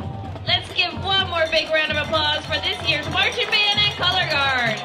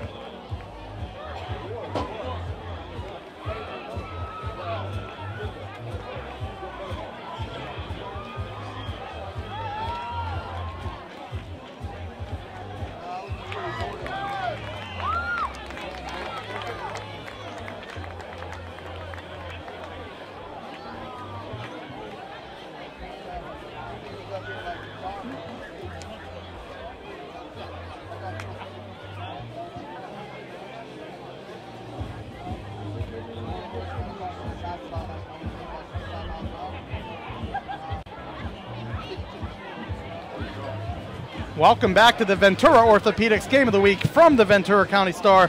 Kent Brown and Jesse Hawkins at Ojai Valley Community Stadium, home of the Nordhoff Rangers. And this is a game in which the first quarter, Jesse, it was pretty well played, not a lot of sloppiness, but it was 0-0. Yep. And then in the second quarter, there were 6 touchdowns, plenty of big plays, but also a lot of sloppy plays, a tale of 2 quarters. Yeah. You know, those mistakes in the second quarter were really key because each team capitalized on the mistakes. You can have mistakes, and if another team doesn't actually make anything of it, you're okay. But each team really made the most of the opportunities, and we got a tie ball game going in the second half.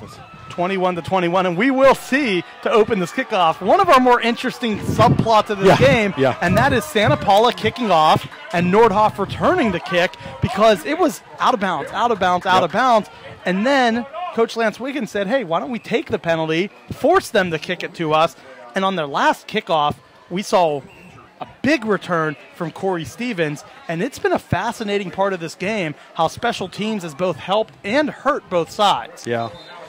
You know, there's a lot of danger kicking it deep, especially if the kicker doesn't think they can get it all the way to the end zone.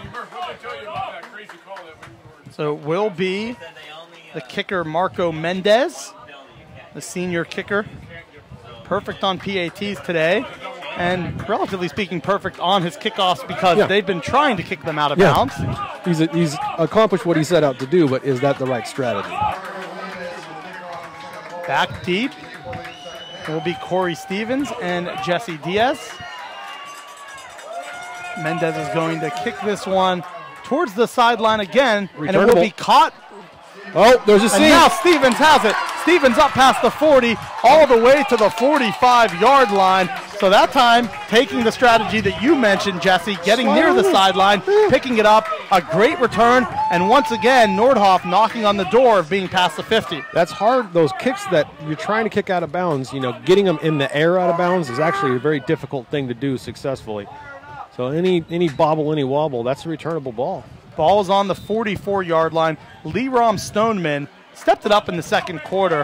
First quarter, unable to complete downfield passes. Second quarter, he was able to hit Colby Stevens, Corey Stevens, and then the running game with Braden Rogers really opened up in that final minute. They scored 14 points in 20 seconds in that final minute of the second quarter, did the Nordhoff Rangers. Just amazing. First and 10, ball on the 44. From the gun, the handoff goes to Rogers. Rogers up past the 50, all the way up past the first down marker to the 42-yard line. That is a pickup of 15 yards and another first down, and one of the better rushes we've seen all game from Nordhoff. His running style really benefits for second half play because get your pad level low, grind it out, tire down the defense. He just has a motor that doesn't stop, so really impressive run. And now 8 drives on the game, all 8 into Cardinals territory. That's been one theme throughout this ball game. Stoneman from under center goes to Rogers. Rogers is just physical as he bullies a couple guys in the secondary. That time coming up and eventually making the tackle was Elijah Sanchez, the outside linebacker. But another great powerful run from the senior 3-year starter and captain Braden Rogers. And now you're sucking in the linebackers because you got to keep them honest against the run, and now that's going to open up passing lanes. 2nd and 1, ball at the 36-yard line in Cardinals territory. 8 men in the box. A loaded box and a short gain, maybe actually back to the line of scrimmage. It will be 3rd and 1. Yeah. That time, that looked like the first quarter of this game where the defense is able to penetrate the gaps, win the line of scrimmage, and get the quick stop. Now let's see here if we stay with the run. I'll try to get the ball in the air. 2 wide. We have Colby Stevens at the top of your screen, and now the slot receiver, Jesse Diaz, shifting over to the top, and they'll move Colby Stevens to the bottom of your screen on the wide side. Quick hit out here to the 3rd and 1, the pitch goes left. It is Rogers cutting back. Rogers has the first down. Move the sticks, a pickup of 3. First down, Nordhoff. So first half, he was just trying to get around the corner. That time he actually cut back in and went back into the flow. And, you know, all you need to try to get is 2-3 yards right there. You know, trying to reinvent the wheel.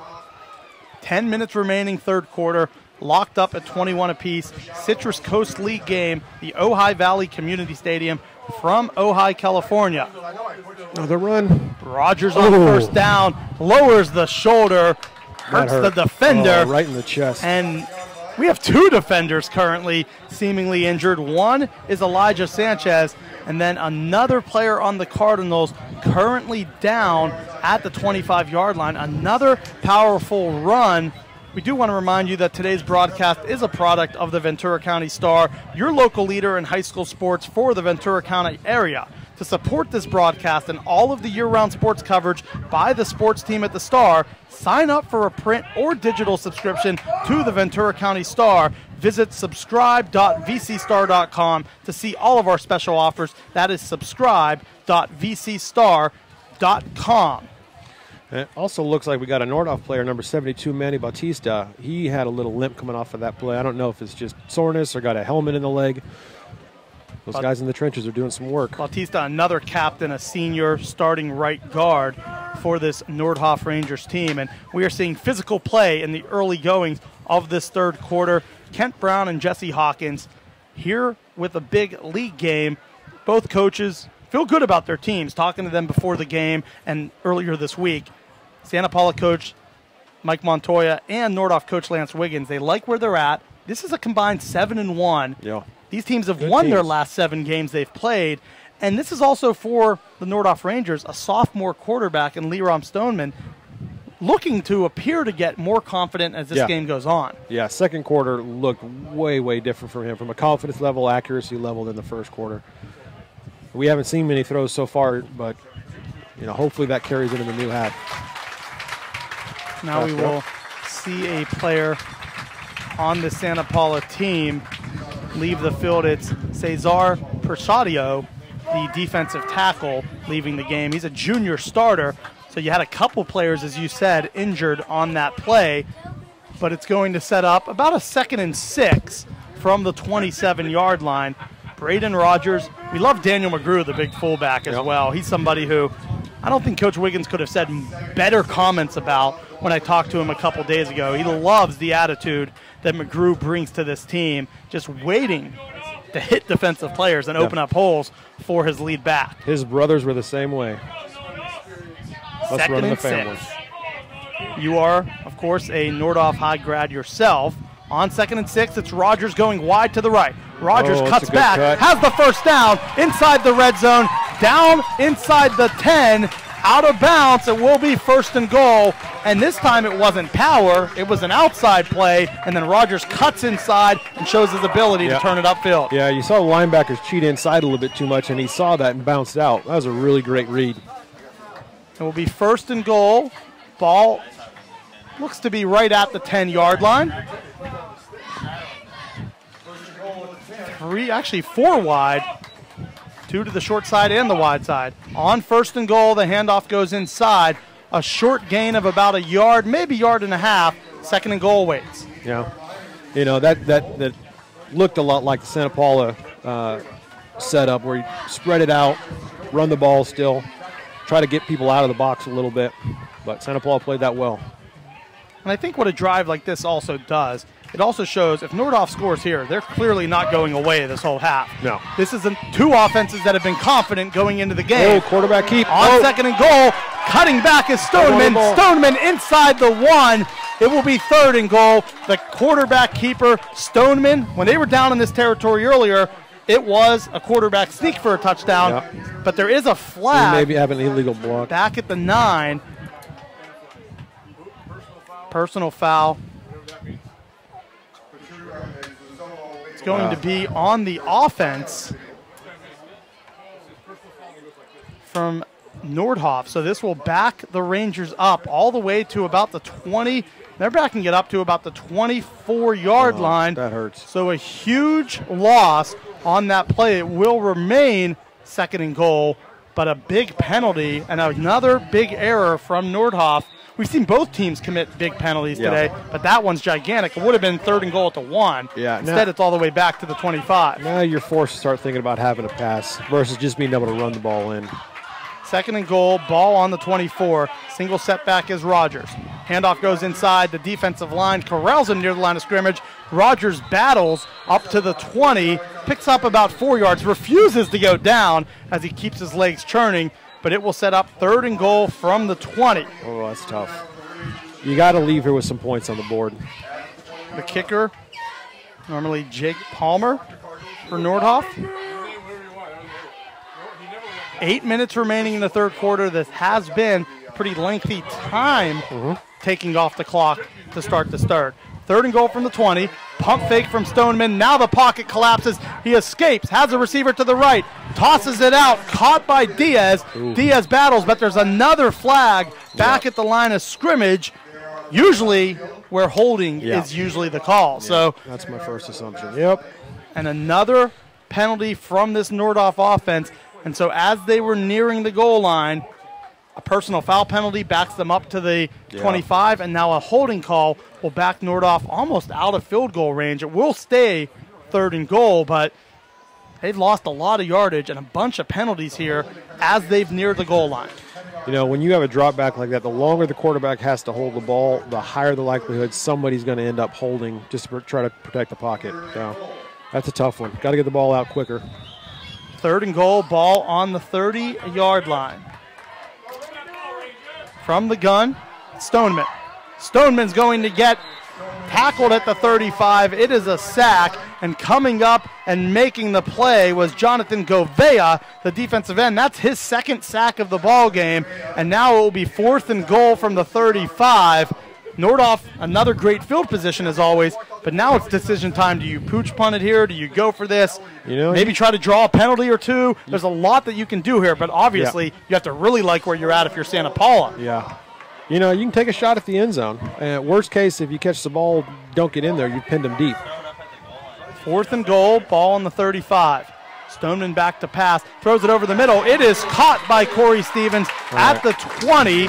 Ends up basically being the equivalent of a 15-yard punt, a turnover on downs. And we had a couple of those to start the first quarter where both teams had turnover on downs on the first three possessions. A good stand by the Santa Paula defense, but the two penalties were killers. Killers. Yeah, you just can't have penalties like that down by the end zone. Nordhoff 3-1 on the season. They lost the opener, have won their last three by an average of 25 points per game. For Santa Paula, they've doubled their opponents in scoring, nearly winning by 19 points per contest, 4-0 on the year. The handoff goes to Luna. The workhorse for this Cardinals team, and on first down, a short gain. The big thing that I saw is the defensive end here squeezed that gap down. He just had nowhere to run. The seam went from 3 feet to 3 inches pretty quickly. Nearing the midway point of the third quarter, 21-21. It was 0-0 at the end of the first, 6 touchdowns in the second quarter, locked up at 21 apiece, and now deadlocked here at the midway point of the third frame. 2 wide, Duran and Solis. And the offsides on the defense. That time, I believe, Kai Pecky. Actually, it's Brian Ferreira, the defensive tackle for Nordhoff, that jumped. Got to watch the ball, boys. So in this second half alone, 3 penalties from Nordhoff, all have been devastating, and it will now be 2nd and 2. Yeah.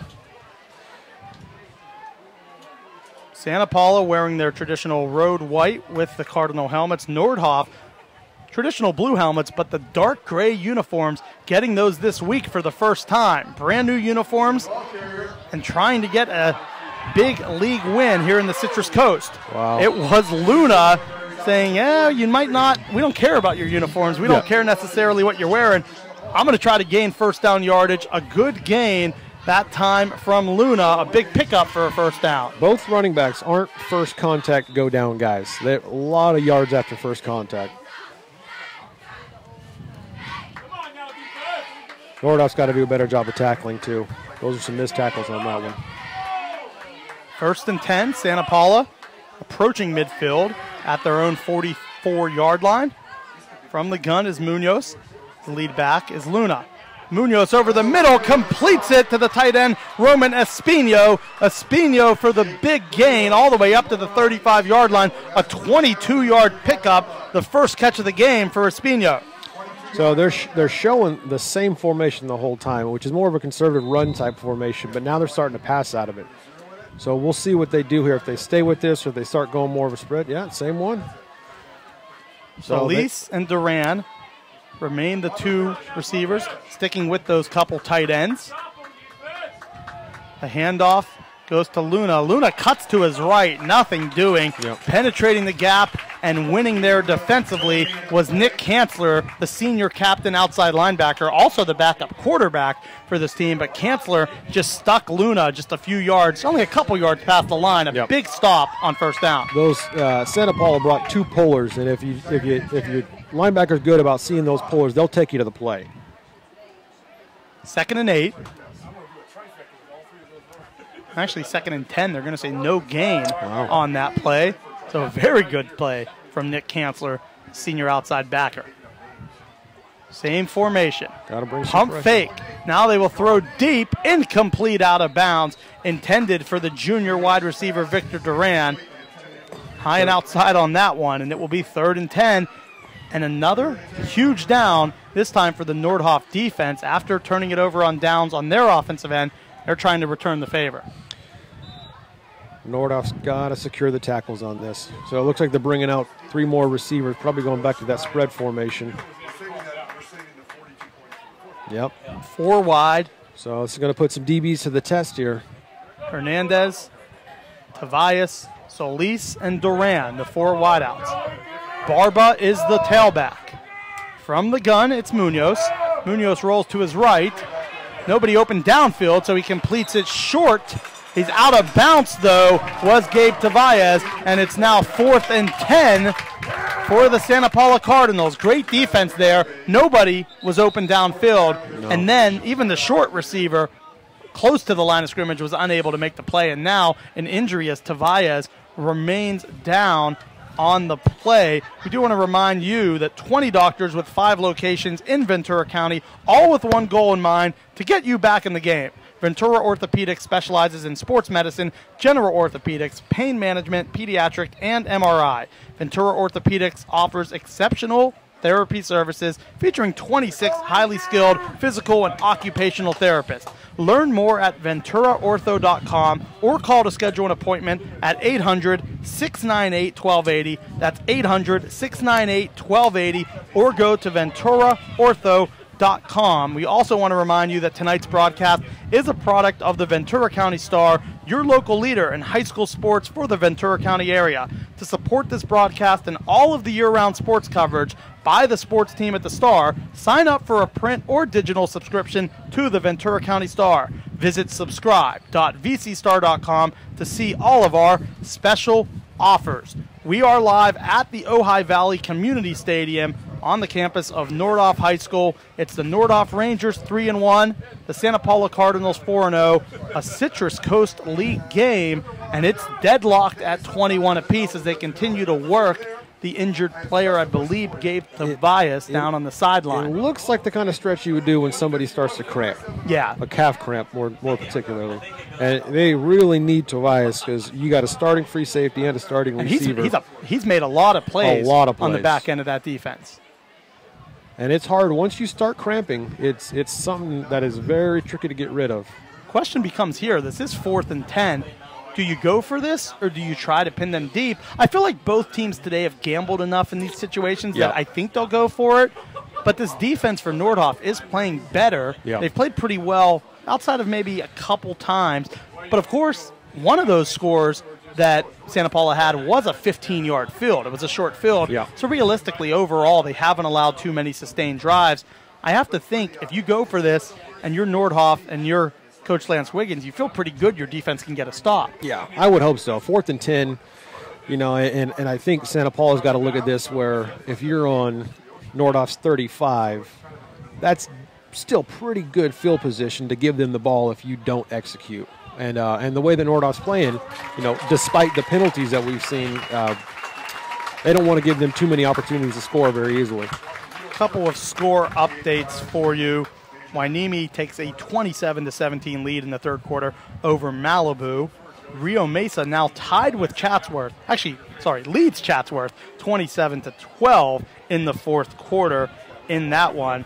And then also Fillmore had a 1-yard touchdown, now trailing Carpinteria 20-14 in that contest. So there's a couple scores, a few of which have some real Citrus Coast League it's the opening night in terms of a lot of these teams playing league games. And for both these teams here tonight, you want to get to that 1-0 in league play. Yep. Santa Paula wants to stay undefeated. Nordhoff wants to continue to move on from their opening loss on week 0. It is Jacob Munoz, the senior quarterback. Got to bring pressure. Tim here. Luna, the single setback.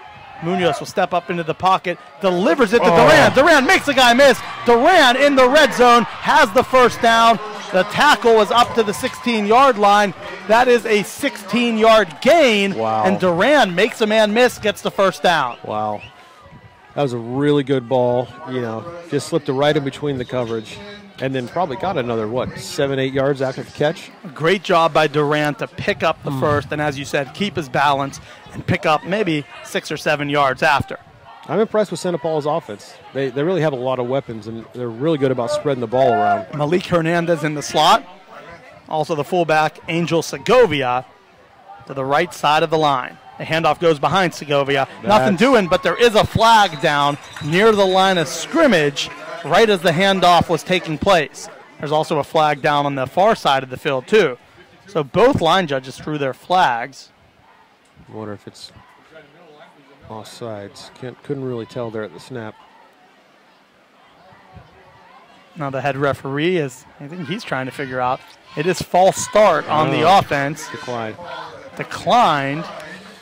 So it'll be second 15? and maybe second and about 15 after the 5-yard loss. That's a big one. Out of the game is the fullback Segovia. Now it's second down.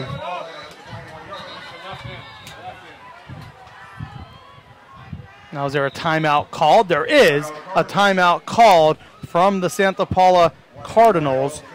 21-21, 3:33 remaining in the third quarter from Ojai Valley Community Stadium. Nordhoff High School, Kent Brown alongside Jesse Hawkins. And some big plays upcoming in this one because it's 21-21. Neither team seemingly has an edge at this point. No, but the one advantage currently is Santa Paula is nearing the red zone right at the 21-yard line. But we've seen so many times tonight both defenses getting stops when they've been backed up near their goal line. Yeah, Munoz is throwing incredibly accurate balls. That's what I've been really, really impressed by. You know, this spread offense that Santa Paula runs, fake the run, throw the ball, but he's really getting it there accurately. That was the first timeout taken from either side this half. So for Santa Paula, 2 timeouts remaining. For Nordhoff, all 3 of their timeouts. They're going to put Jacob Barba in the slot. So Barba and Duran to the top of your screen. The receivers down to the bottom of your screen. Solis and Hernandez. On second down, throw a quick pass. It's caught by the running back, Luna. Luna's going to cut to the left, near the pylon, walks in for the score, and a 21-yard gain. And Tim Luna with his 3rd touchdown of the night, and back in the lead. Wow. Santa Paula up 6. That was just the hole in the defense. Dumped it right over there before you got to the linebackers, and then he just made guys miss. Luna with a 21-yard touchdown catch, and he has been very active tonight. He had an 8-yard rushing touchdown, a 1-yard rushing touchdown, and now Luna puts the Santa Paula Cardinals ahead in this game. They've never trailed in this game. They've led by as many as 14 twice, as Mendez will come in for the PAT. Snap back, Duran's hold is down, and Mendez kicks it through the uprights. Santa Paula regains the lead 28-21, and as you mentioned, Jesse, just a little bit of a hole in the middle of that defense, and then Luna, with his vision, when you get the ball in his hands, he is a running back. He finds open space, gets to the pylon, and scores. And that's been the recipe for success so far with Santa Paula. Just get it to the guys, let them get out there in space, make guys miss across the board, receivers and running backs. A couple other score updates in the area. Make sure to check us out on vcstar.com or VCS Preps on Twitter. Thousand Oaks is cutting in the Royals' lead. They now trail 28-16. Midway through the third quarter, Royal leads by 12. End of the third quarter, Carpinteria 20, Fillmore 14. Wow. As I said, here in the Citrus Coast League, that's one game to keep an eye on. And then Agora finally gets on the board. They trail Birmingham 33-7. And then Grace Brethren has scored back-to-back touchdowns to take a 17-13 lead at Sierra Canyon. Wow. And then Wainimi at the end of the third quarter leading Malibu 27-17. Also, Camarillo up in the second half 35-17 at Ventura. Scorpions we've had twice on our broadcast so far here on the Ventura Orthopedics Game of the Week from the Ventura County Star. Returnable kick. Mendez will kick it deep for the first time to the 15. It's going to be returned up past the 30-yard line. Still on his feet, making plays, is Corey Stevens. Corey Stevens has refused to go down seemingly on these returns. He has been the top playmaker for Nordhoff tonight. And again, great field position upcoming for the Rangers. Yeah, I think they need to keep getting Stevens the ball in space and keep balancing that with Rogers running the ball. That balanced attack is what needs to happen this second half. You can't lean too much one way or the other. I'm also looking on the defensive side right now. Tobias not into the game as of now. So that big free safety that makes a lot of plays for the Cardinals is currently still out with that potential cramp, and he is a huge playmaker in the defensive backfield. On first down, it's a quick throw, about a 5-yard gain to Colby Stevens. Will set up second and medium. Yeah, I like those short passes. You know, high accuracy, high odds, catch the ball. You got 6 yards without really having to exert much effort. 2:50 remaining. It's been a fast third quarter. A lot of runs and a lot of passes completed have moved the clock. As I said, still no Tobias in the secondary. 6-yard gain on first. The handoff goes to Corey Stevens. Stevens busts through the secondary up to the 41-yard line. That is going to be a 13-yard pickup, and he can do it on the outside. He can do it in the return game, and he can do it from that H-back slot position. This formation, this 2-back set is pretty interesting. And we have seen Stevens now carry it maybe 3 or 4 times tonight. Yep. Braden Rogers has certainly been the lead back for the most part. Well, again, 9th possession, 9th in plus territory here for the Rangers.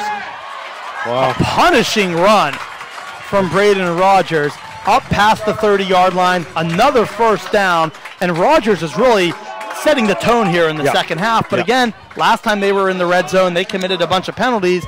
Now, once again, they're approaching the red zone quickly, but you have to watch out. You don't negate these big plays and bring it back. Yeah, got to be mistake-free down here. 1st and 10, Rangers ball at the Cardinals 29. Play action, completed pass near the sticks at the 20. Most likely will be, they might say it's a first down. It's close to the sticks. Yep. I think they're going to give Nordhoff the first down. No, it looks like they're going to measure it. An official's timeout as it's near the first down sticks. And that was a heads-up play. Stoneman has looked really good this quarter. Yeah. I think he's in sync with his receivers. Now that also, you know this as a former D coordinator, one way to get a quarterback confident is to start running the football, and then that opens up everything else. Yeah. This offensive line has done much better this half than they did in the first half. I agree. And you know what, I haven't seen a pass attempt past 10 yards. And that's also some, if you want to get a quarterback comfortable, give him some easy, quick passes. Make it keep him honest when you got to do protect against the run also. So this balanced approach is really starting to work for Nordhoff. Mistake-free is what they need to be, though. Rangers will be a little bit short of the first down. It will set up 2nd and inches. The ball is right at the 20-yard line, right inside the 20. This is my hometown of Pittsburgh, PA. They'd get ready to put that Heinz ketchup bottle down for the red zone. 2nd and inches. Nordhoff trying to tie this game up as they trail 28-21, closing minutes of the third quarter. You got to think we'll see power formation here. McGrew, Rogers, although it's never a bad idea to give it to Corey Stevens either. Isolated receiver out here on the wide side of the field. You could see a slant, you could see a corner route. Yeah, Colby Stevens at the bottom of your screen. Hands it off to Rogers, easily picks up the first down, gets all the way up to the 15, a gain of 5.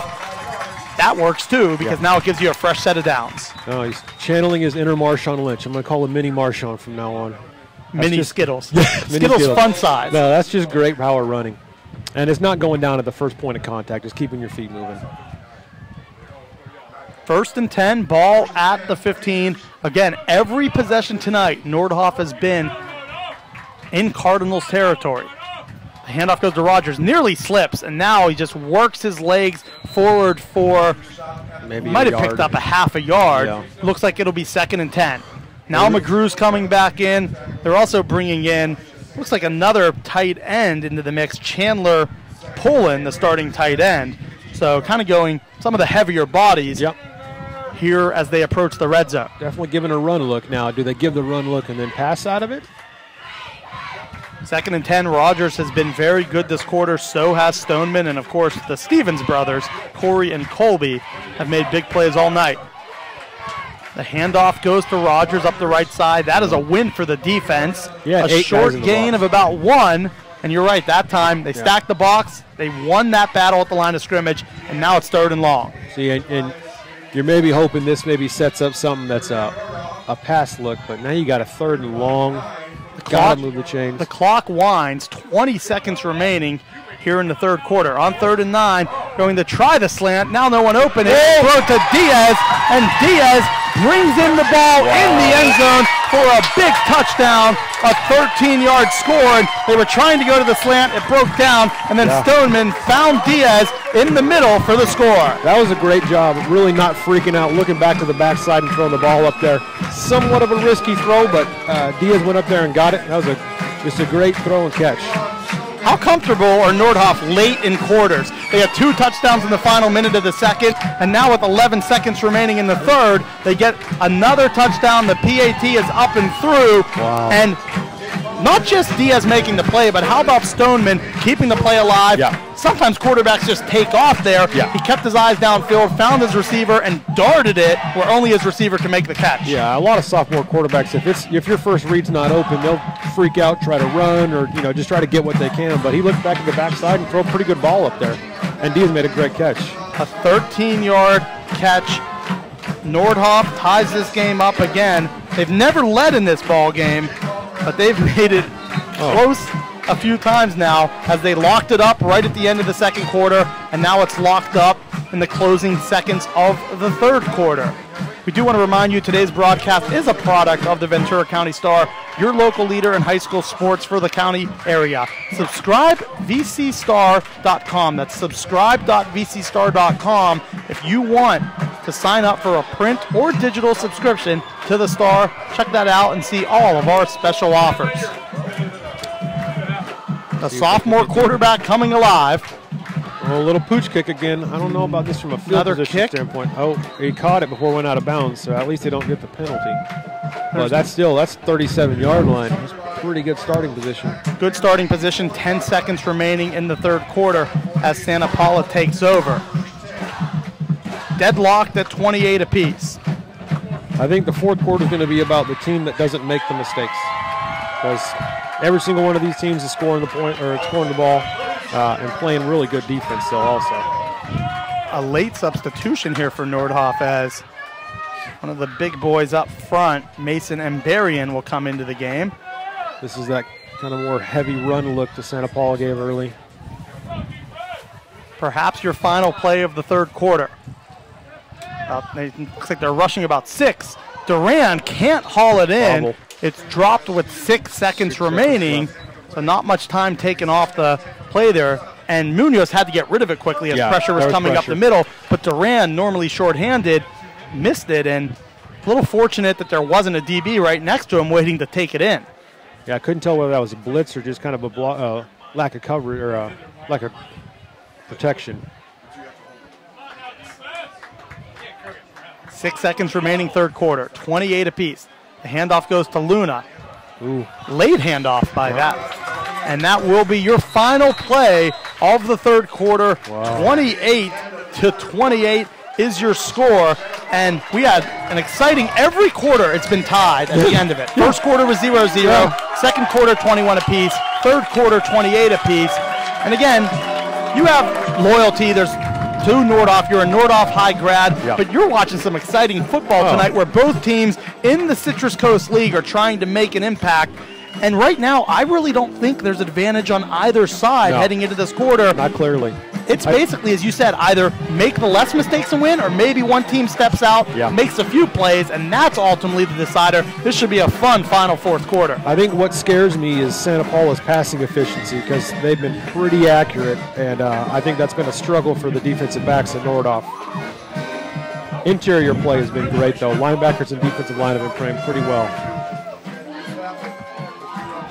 28-28. You are watching the Ventura Orthopedics Game of the Week from the Ventura County Star. Make sure to follow us on Twitter at VCS Preps for all the area scores, and VCStar.com for summaries, scores, our reporters out in the field.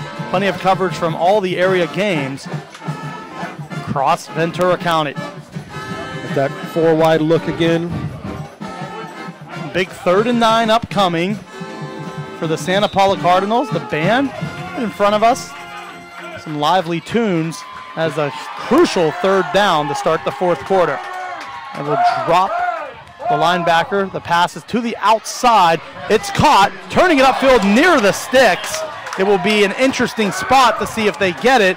But how about that play for Santa Paula?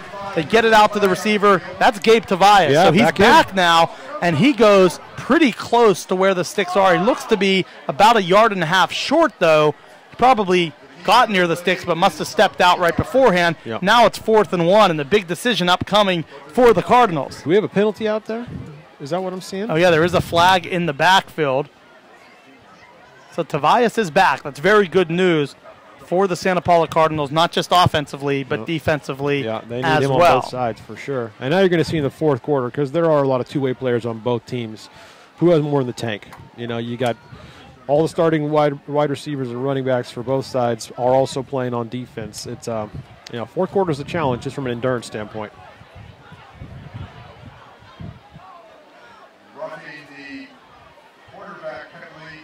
Ooh, They're saying roughing the passer. So if that's the case, that's going to give a 1st down to the Cardinals and move them into Rangers territory. And we've seen big penalties here tonight on both sides. It has not been one, but we've seen a lot of crucial back-breaking penalties where either a team's going to get off the field or it gives the team a shorter chance to go for a 4th down. There have been some big ones on both sides. Yeah, that 3rd and 33 over in the 2nd quarter, that ended up being a scoring drive. That's the kind of reversal you don't want. There's some score updates around the area.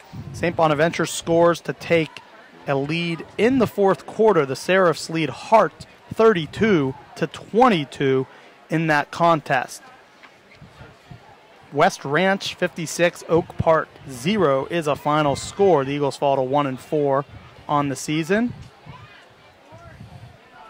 We have Sierra Canyon taking a 3-point lead over Grace Brethren in the second half of that ball game. And here in the Citrus Coast League, Carpinteria 27, Fillmore 14 in the 4th quarter. Wow. Citrus Coast League. We knew it would be a competitive league going into this year. I mean, we're not seeing any blowout scores. We're seeing great offensive and defensive battles.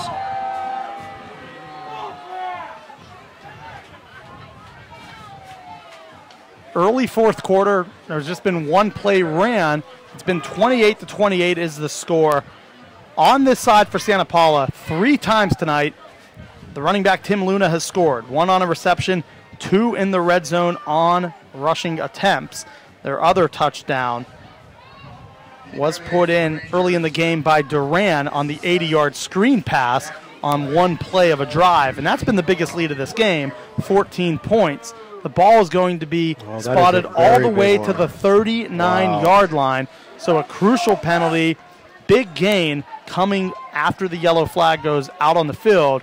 And now the Santa Paula Cardinals, great field position, early 4th quarter. The ball's in the hands of a senior quarterback and a senior running back. And your offensive line, 3 senior starters, 2 juniors. This is where you want to be if you're Santa Paula. 28-28. Early 4th, back to passes Munoz. Steps into the pocket, will throw it deep, intended for Duran. Incomplete as he overthrew everybody. Corey Stevens playing corner, trying to come back to make the pick, but it overshot even the defensive backs. That was a dangerous ball. 2nd and 10. It looked for a second like it could be actually picked, but thankfully it didn't hit anybody. Yeah, a little bit too much steam on it. and we know Stevens can run. So if it's not good enough for him, I feel like almost nobody's going to be able to catch up to the ball. I'm thinking Tim Luna gets the ball here. Luna's had a big game. Both running backs here in the second half performing well. Luna with the carry, goes left, cuts back. The flag is down in the backfield. So just as we said, Nordhoff commits some crucial penalties. We're going to get a holding penalty here on the outside, and that will back it all the way, maybe out of plus territory towards midfield. I mean, you're at this point, unless you get a first down, you're getting close to out of field goal distance. I mean, I don't see many high school kickers that's going to be able to kick it that far. So they really, really need to move the chains one more time if they want a shot at scoring here. They're going to back this off, holding on the offense. So instead of it being 2nd and 10, the ball will be backed up all the way to the 49, actually right at the 50-yard line. So the ball's at midfield. Now, Santa Paula's had success here where they come out in that spread formation, show pass, but actually run and get that Nordhoff defense spread out a little bit. 2nd and 20, the Santa Paula Cardinals. Going from right to left on your screen. You are watching Ventura Orthopedics Game of the Week from the Ventura County Star. Kent Brown and Jesse Hawkins on the call in Ojai. The handoff goes to Luna. Luna right up the middle. Gets back about 7 yards, and it will be 3rd and 13 awaiting the Santa Paula Cardinals. And we've seen Santa Paula pick up these 3rd and longs before. 3rd and 13. This might also be one. Can there be any pressure on this play? Because whoever wins the line of scrimmage, chances are, if you bring pressure, they're not going to get it. But if you can protect this pocket, we've seen Munoz throw, as you said, an accurate ball all night. Yeah. And you got to be careful you contain the pocket. Can't give the quarterback an open running room. Jacob Munoz, the senior quarterback from the gun. Senior tailback Tim Luna to his left. Munoz back to pass. Throws it wide of his intended target, Christian Solis, and it will be 4th and 13 from the 43-yard line. And whether it was a slip or whether it was just an errant throw, either way, Nordhoff holds on 3rd, and now it's 4th and long, and Marco Mendez coming into punt. We have not seen many punts in this game. No, what is a punt? I forgot. Both teams have been in positive territory all night. And frankly, since the first quarter, there's been a lot of touchdowns in this game. Now, I'd be smart and kick it out of bounds. He's been used to that on the kickoffs. Let's see if he can do it on the punt. Oh, little pooch wobble. Mendez gets it up to the 20. It's now going to go to the 10, where it stops inside the 10. So a 33-yard punt. A great job by Munoz. And for the first time all night, Nordhoff is truly backed up to start a drive. On their own side of the field. Weird. A 90-yard drive. And with the way Nordhoff's been playing, really kind of grinding out the drives, this is going to burn a lot of clock if they're successful. But it's also going to leave Santa Paula with maybe enough time on the clock for them to score again. So you got to be really careful with how you play clock management here in the 4th quarter. You are watching the Ventura Orthopedics Game of the Week from the Ventura County Star in Ojai, California at Nordhoff High School, home of the Rangers. They're 3-1 on the season. Santa Paula, the Cardinals on the road, 4-0. Trying to remain undefeated. We are deadlocked at 28 apiece with 10 minutes remaining in the 4th quarter. Kent Brown and Jesse Hawkins, pleased to be here. Glad to have you watching our broadcast. On first down, it's incomplete. Pressure coming, and that time a great job from this defense. And you have to give credit to that defensive front there. Jonathan Govea has 2 sacks tonight, and that time came and nearly got a start. Yeah, that was really, really close. Half a second more, that ball's off successfully. 2nd and 10. The handoff's going to go to Rogers. He looked to maybe slip at near the line of scrimmage, so nothing doing, and it will be 3rd and long. And we've mentioned every drive tonight, Nordhoff has crossed the 50-yard line, if not started past it. Yeah. Now they're truly facing the first time all night where they are in their back of the end zone. Yeah, deep in your own side of the field. This is it's a scary place to be throwing the ball, but you got to be throwing it if you're trying to cover this much yardage. You got to think number 5 or number 1, Colby or Corey Stevens. On 3rd and 10, pocket breaks down. Stoneman unable to get back towards the line of scrimmage, maybe a loss of 1. It will be 3rd and 11, time to punt. And for really the first time tonight, it should be a risky punt proposition for Nordhoff because you'll be punting out of your own end zone, and lining up at the 50 right now is the very dangerous Victor Durant. A great defensive 3 and out there for the Cardinals. That was really, Cardinals really did a phenomenal job there at stopping. And coverage team has got to get down the field. Unless they kick it out of bounds, but they have to get down the field there. This is a really dangerous punt situation, and could put Santa Paula in a really, really good field position standpoint. The punter is Corey Stevens. He faked one earlier and was unable to get it. You got to think he'll punt this one off. Corey Stevens punts it away from the coverage. Does it roll? Oh, it rolls all the way down to the 35-yard line. That ends up being a 55-yard punt with the roll. How about that? Corey Stevens is doing it everywhere. Wow. We said special teams when he returned one earlier. How about special teams as a punter? Lands it at about midfield, and then it rolls for another 15. And was within about 6 inches of the sideline the whole time it was rolling. That's pretty lucky. It almost looked like maybe like an approach wedge that you half hit and you hope it stays on the path of the green and just sticks about pin high. Wow. That time they needed a punt like that, and Corey Stevens steps up 55 yards with no return. You couldn't ask for a better punt in that situation. Santa Paula back on offense. 8.5 minutes remain. Munoz from the gun, hands it off to Luna. Luna nothing doing. Luna trying to keep his balance out of bounds. It's going to be about a 3-yard loss, so a great defensive effort for the Rangers. That was definitely a team defensive effort. There wasn't, I counted 6, 7 jerseys across or around the ball.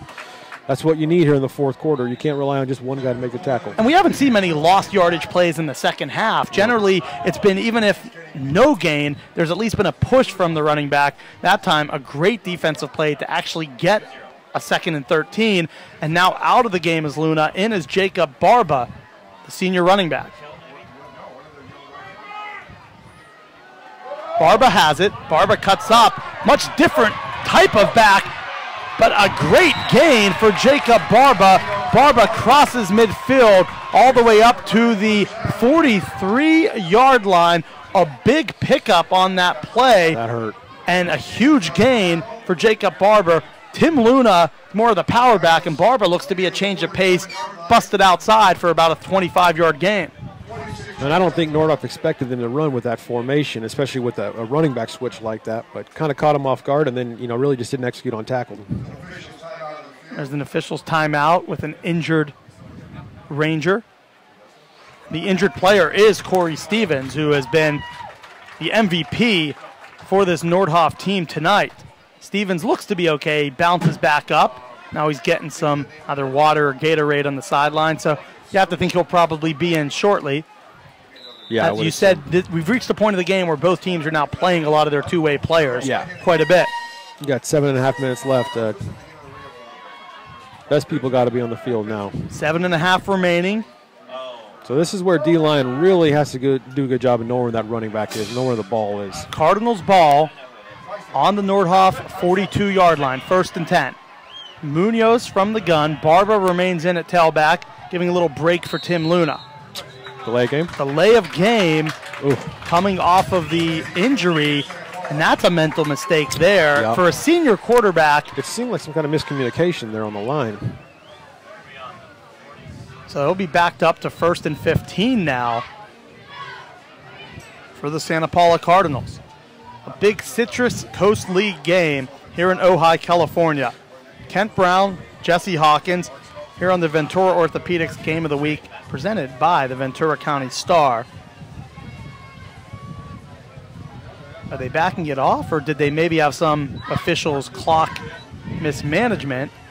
We'll see if they assess the penalty. Yes, they're going to back them up to 5 yards now. So we'll be 1st and 15. It's been a fast second half. 6 touchdowns in the second quarter, 2 touchdowns in the third quarter. We had 0 in the first. It's been locked up after every frame of this game. On the bottom of your screen is the very dangerous Victor Duran. At the top of your screen, 3 wide, so it's 4 wide set. Spread formation, Barba, a 5'5" backup running back, in. They throw it off to Malik Hernandez. Hernandez gets up to the original line of scrimmage. There's a late flag thrown towards the sideline.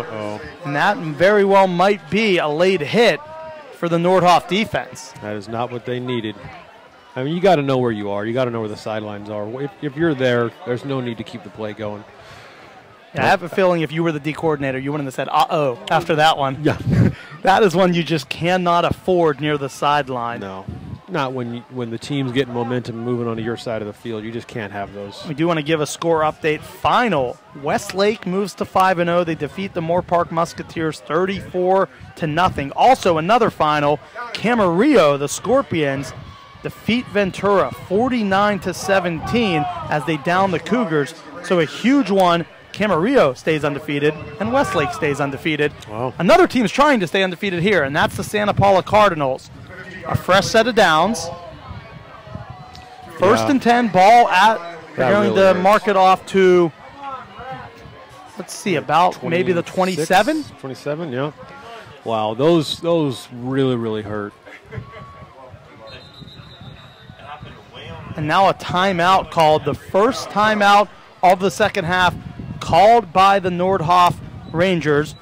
Ventura Orthopedics has one goal in mind, to get you back in the game. The Ventura doctors are well-versed in special orthopedics needs of both the amateur and professional athlete. Many of their physicians currently serve as team doctors for most of the area high schools and community colleges. 20 doctors, 26 physical therapists, all with an athlete's best health performance in mind. Learn more at VenturaOrtho.com today or call to schedule an appointment at 800-698-1280.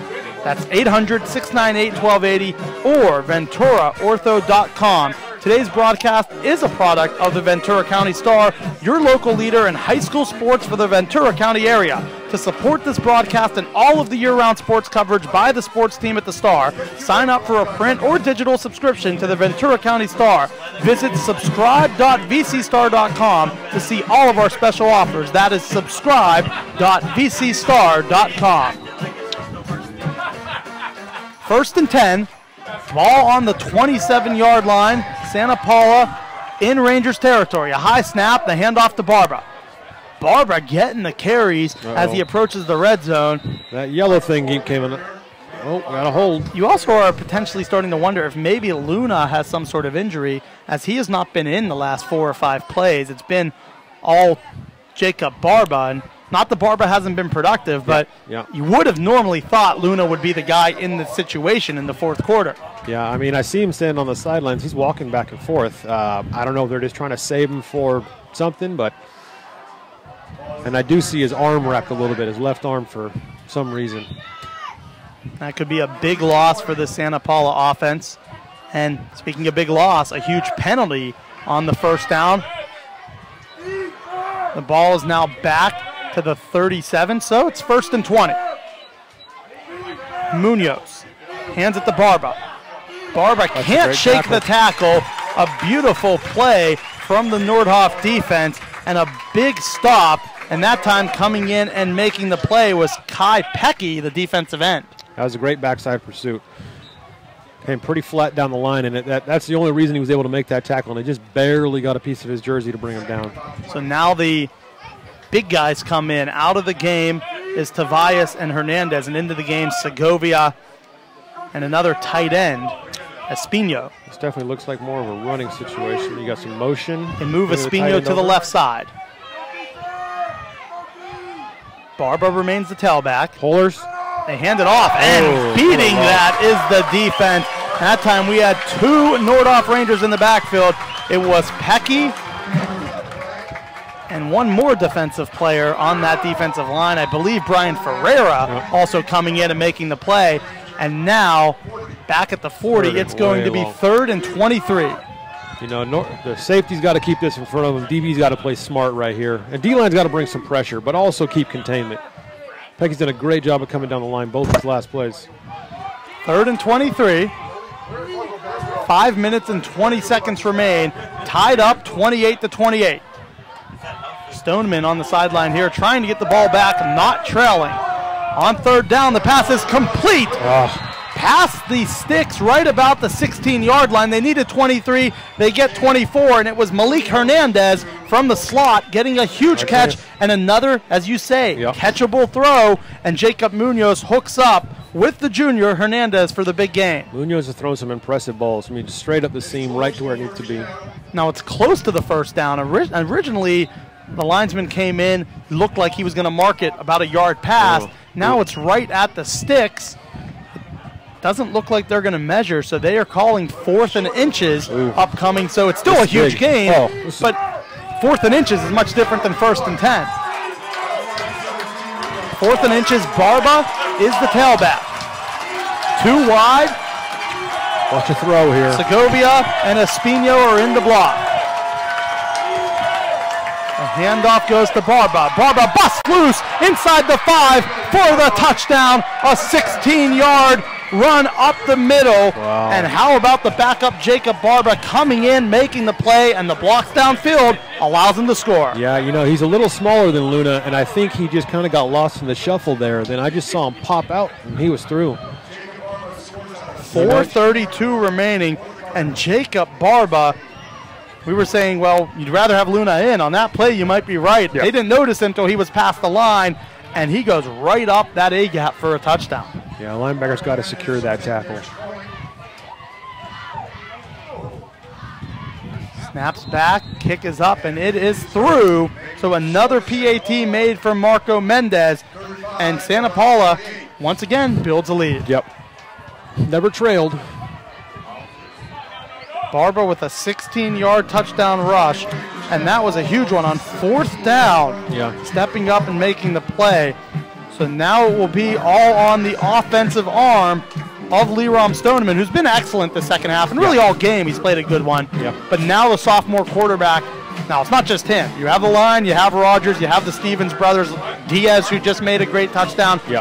Now, did they play the kickoff battle out of bounds here? Do we go back to that? They haven't done it here in the second half, but we know the strategy of Santa Paula was, at least early, keep it away from Corey Stevens. Yeah, this last kick kicked it directly to Stevens, which I don't think is a smart move. No. But I also don't think kicking it out of bounds is a smart move. I'll be interested to see what they do here strategy-wise.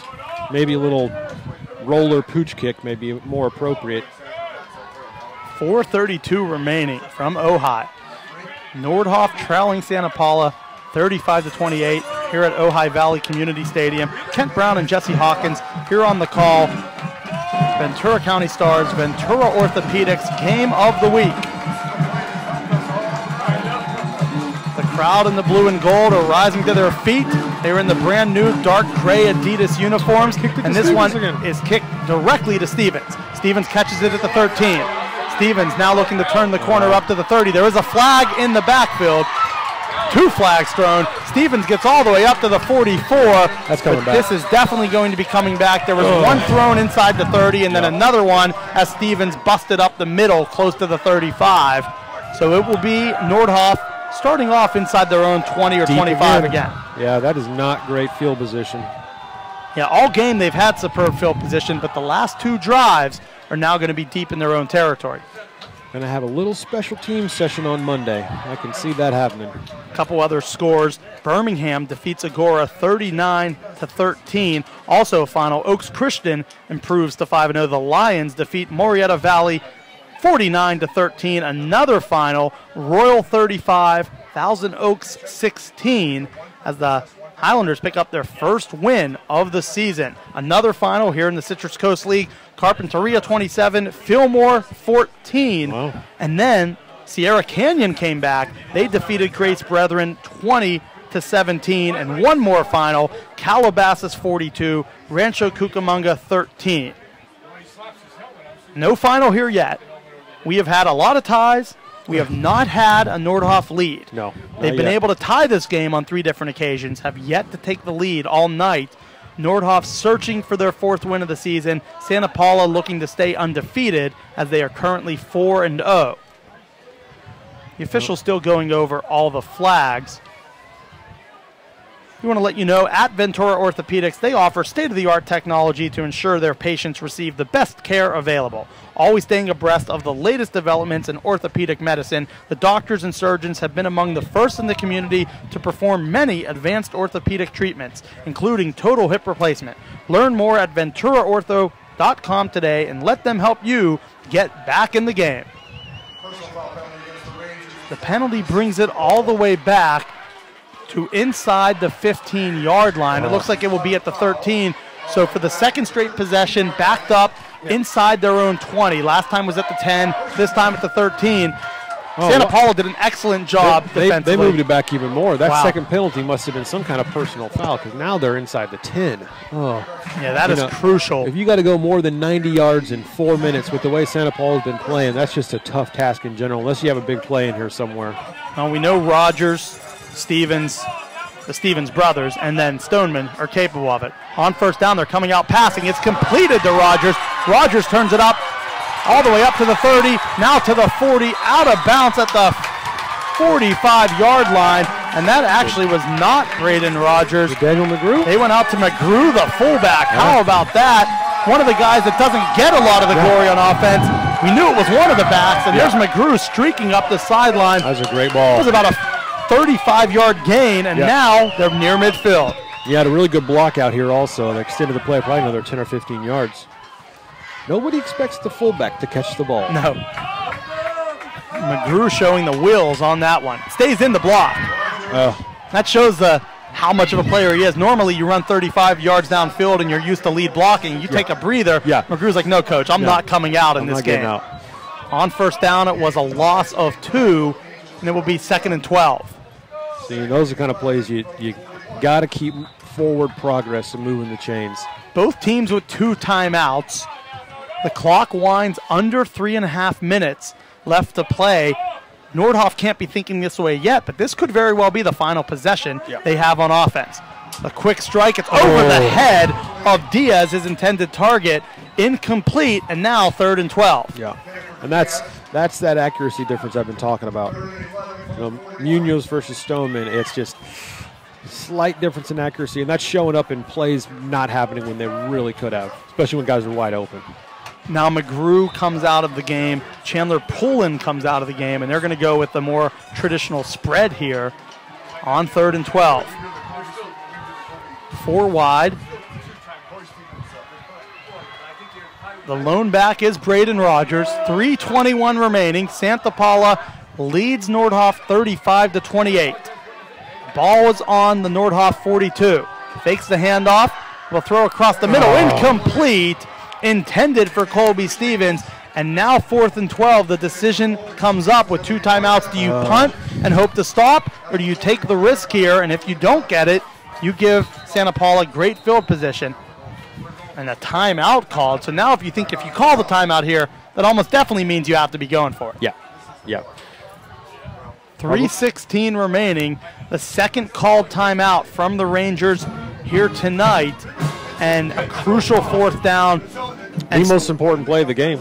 Yes. I think right here. Stoneman, you have to think Stevens or Rogers. And by Stevens, Corey Stevens more so. Not that Colby hasn't made plays. He has. But Corey Stevens has been your best playmaker. Rogers is a guy capable. But on 4th down, it's hard to justify unless Rogers is catching the ball to give him the touch. And for Santa Paula defensively, remember the name Jonathan Govea because he has 2 sacks tonight, nearly at a 3rd. You have to think big number 12, the junior coming off the edge, might very well play into this because he has been in the face of Leron Stoneman all game. Yeah. I think this is where D-lines either win or lose games. If they can just have, without rushing, without a blitz, get good pressure, makes it much harder to quarterback. 4th and 12, Stoneman rolling to his right. Pressure coming, Stoneman will throw it short of his intended target. He went for Colby Stevens, incomplete, a turnover on downs, and now Santa Paula with a 7-point lead takes over with 3:08 remaining, and they'll get the ball in Nordhoff territory. Yeah, I mean, now you have the ability to just grind some clock. I mean, the Santa Paula running backs, both of them, have just been playing really, really well tonight. And that's a challenge. Defense has to get them off the field immediately. And look who's back in. Tim Luna back in the game. Luna in, the two wide are Solis and Duran. Duran to the bottom of your screen on the wide side. The handoff goes Luna. Luna cuts up. Luna bursts past the first down chains. An 11-yard pickup. First down. Move the chains. And with only one timeout left, there's not a whole lot that Nordhoff can do if they continue to run and continue to get first downs. Santa Paula with a 7-point lead. It has been a highly competitive game throughout. Oh, man. Twice there's been a 2-score lead for Santa Paula. Both times Nordhoff came back to tie the game, including some late heroics in the second quarter. The one thing Nordhoff has going for it is they've proven they can score in the final minute of quarters. They might need to do that here tonight, but they are in danger. On 1st and 10, there's a timeout called by Santa Paula, and so both teams now with just one timeout remaining. I want to remind you that tonight's broadcast is a product of the Ventura County Star, your local leader in high school sports for the Ventura County area. To support this broadcast and all of the year-round sports coverage by the sports team at the Star, sign up for a print or digital subscription to the Ventura County Star. Visit subscribe.vcstar.com to see all of our special offers. That's subscribe.vcstar.com to see all of our special offers. Make sure to follow us also on Twitter at VCSPreps and go to vcstar.com where we are covering all the area games and every sport possible here in the Ventura County area. Another final, Buena 24, Cabrillo 7. So that's one. And then also St. Bonaventure with 19 seconds left takes the lead over Hart 39-36 as the Seraphs with just under 20 ticks left up 3. Wow. That's a heck of a comeback. 1st and 10 from the gun. The handoff goes to Luna. Luna shakes one guy, shakes two players. There is a flag down as Luna cuts up inside the 15, but with two flags near the backfield, it looks like they'll be coming back. And then if you look down on the screen, there's a Nordhoff defender, Joey Canchola. His pads are off or taken off the shoulder pad. When you have the little flipper hanging out, that's a good sign of a hold. Generally, yes. Either that or you're hoping the officials want to give you the holding call, maybe a little bit of acting. But, yes, on that one, there were two officials throwing the flag simultaneously. But, you know, Luna, that broke 3 tackles on the way outside. I mean, he is running like he does not want to lose this game. 2:24 remaining, so time is of the essence. One timeout remaining for both sides. Santa Paula with the ball. They're still in plus territory, but that does back them. Downs. But that does back them at least out of field goal range momentarily. I just think there may just not be enough time. 1st and 20. 2:13 remaining. Oh. Movement. That will be on the offense. They had a couple guys moving there. I think the right tackle and the H-back. That is illegal procedure. Moves them back 5. It's now 1st and 25. But as you said, Jesse, it's still 4 downs, meaning you can burn a lot of clock here. Oh, man. And with the way they're playing right now, that does not look like an impossible task. And even if he passes it, he's been so accurate that he probably finds his receivers. On 1st and 25, it's Luna. Luna up past the 40, down to the 39-yard line, so about a 7-yard pickup. It will be 2nd and 18 for the Santa Paula Cardinals. They're going to mark it at the 39, so 2nd and 19. Clock winds down under 1 minute and 45 seconds. Just a little bit over 100 seconds remaining in this game. The Cardinals looking for a Citrus Coast League win and moving to 5-0. They can maintain possession and get one more first down. Luna remains the tailback. Handoff to Luna. He cuts up the 35. Down to the 34-yard line, a 5-yard pickup. And it's now 3rd and 15, and this is where the final timeout might come about. No, it looks like they're going to save it for after this play. There's no right time here. It's going to be one of those next couple. I have not seen Luna go down on the first hit all night. 3rd and 15. It's now under a minute remaining.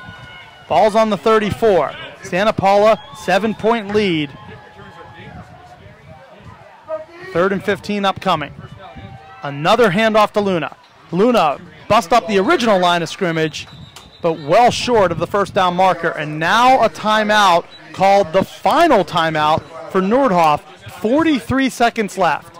35-28 is the lead. You go for this and go for the win. I have to think you go for this because unless you absolutely know you're going to punt inside the 5 or 10, even if you don't get it, you're burning a little bit more time, and they still have to go a long way if you don't get it. I mean, we're talking having to go 70, 80 yards to score a touchdown in 43 seconds. Less than that by the time the play's over. Exactly. And you have an accurate quarterback, somebody that even if they're short of the sticks, it's probably not going to be picked. It's probably not going to be poorly thrown where it puts you in a bad spot. They might even just run it here and hope to bust one. We saw Barba and Luna have both shown the ability to separate from the defense. Luna will remain in. 4th and 9. Ball is on the Nordhoff 29-yard line. A first down wins the ball game for Santa Paula. 43 seconds left. 4th and 9. The handoff to Luna. Luna up. Picks up about 4, but does not get the first down. So it is a turnover on downs. We got no timeouts, though. With 36 seconds left, turnover on downs, and now it will be up to Lerom Stoneman, the sophomore quarterback. They'll have a chance, but again, they're going to have to do it quickly. But as I said, second quarter, 2 touchdowns in the final minute. Third quarter, a touchdown in the final minute. They've been good when there's the clock's approaching 0 to find a way to put points on the board. You know, it's either got to be incompletes or out of bounds. You can't catch the ball in the middle of the field. 36 seconds remaining. 35-28. Stoneman from the gun. Stoneman drops it off short of the receiver. Not the worst thing here in that if he catches it in bounds, you waste 10, 15 seconds. But ultimately, you have to start moving it. And I also think now you have to stop anything short, and you have to try to go deep. You got to get the ball up in the air a little bit more. The big weapons are Colby Stevens, and Jesse Diaz, the receivers for Nordhoff. On second down, the pass is intercepted, and that will do it. It is picked off by Gabriel Escamilla. He runs out of bounds at the 35-yard line, and Escamilla seals the victory. That time they had to force something downfield, and for the first time all half, a detrimental pass. Escamilla comes up with the pick, and Santa Paula will remain undefeated. You know, that last one seemed a little forced, but, you know, when you're back there, you got to take some shots. And I think a little bit of route miscommunication there happened also. Nordhoff put up a fight. They will ultimately fall short. 7 points here at home at Ojai Valley Community Stadium. And they battled. This is a team that was down 14 twice. They managed to come back both times. But late in the fourth quarter, have to give Santa Paula the credit. They've made more plays, and when they needed to, they come up with the big interception at midfield, and now they are just one victory formation and a quarterback knee away from icing this game. Jacob Munoz, Tim Luna, Jacob Barber, Victor Duran, these guys offensively have put up some points all season. A lot of weapons. This is now their 3rd close win. If you look at this team in Santa Paula, a lot of times you're 5-0. They're like 4 or 5 blowouts. This is the 3rd time they've had a 1-possession victory, so they're used to winning these type of games. That will do it here from Ojai. The Citrus Coast League opener, it goes to Santa Paula. They improve to 5-0. Nordhoff falls to 3-1 from Nordhoff High School. Santa Paula Cardinals find a way. The game-winning score was with 4:32 remaining in the 4th, and it was Jacob Barba with the big 16-yard rush on 4th and 1. Kent Brown, Jesse Hawkins here. Jesse, wrap up this game and tell me what was the main difference that ultimately gave Santa Paula the win? You know, Santa Paula, I think, just in the passing game had a little bit better accuracy. Those ones that were just off the Nordhoff fingertips that could have been those game changers just didn't land for us, and Santa Paula just happened to get more of those than they missed. Great running effort on both sides of the ball, really. And I think, you know, we knew this was going to be a battle. Defense is battled. You know, Nordhoff rallied back from down 2 touchdowns twice over the course of the game. If penalties didn't play out the way they did, could have been a different game. But, you know, that's why they play the games. Santa Paula moves to 5-0. Nordhoff falls to 3-2. We want to thank our producer, Anthony Placencia. It has been Jesse Hawkins, Kent Brown, Citrus Coast League game from Ojai Valley Community Stadium. Final score, Cardinals defeat Rangers 35-28. You've been watching the Ventura Orthopedics Game of the Week from the Ventura County Star.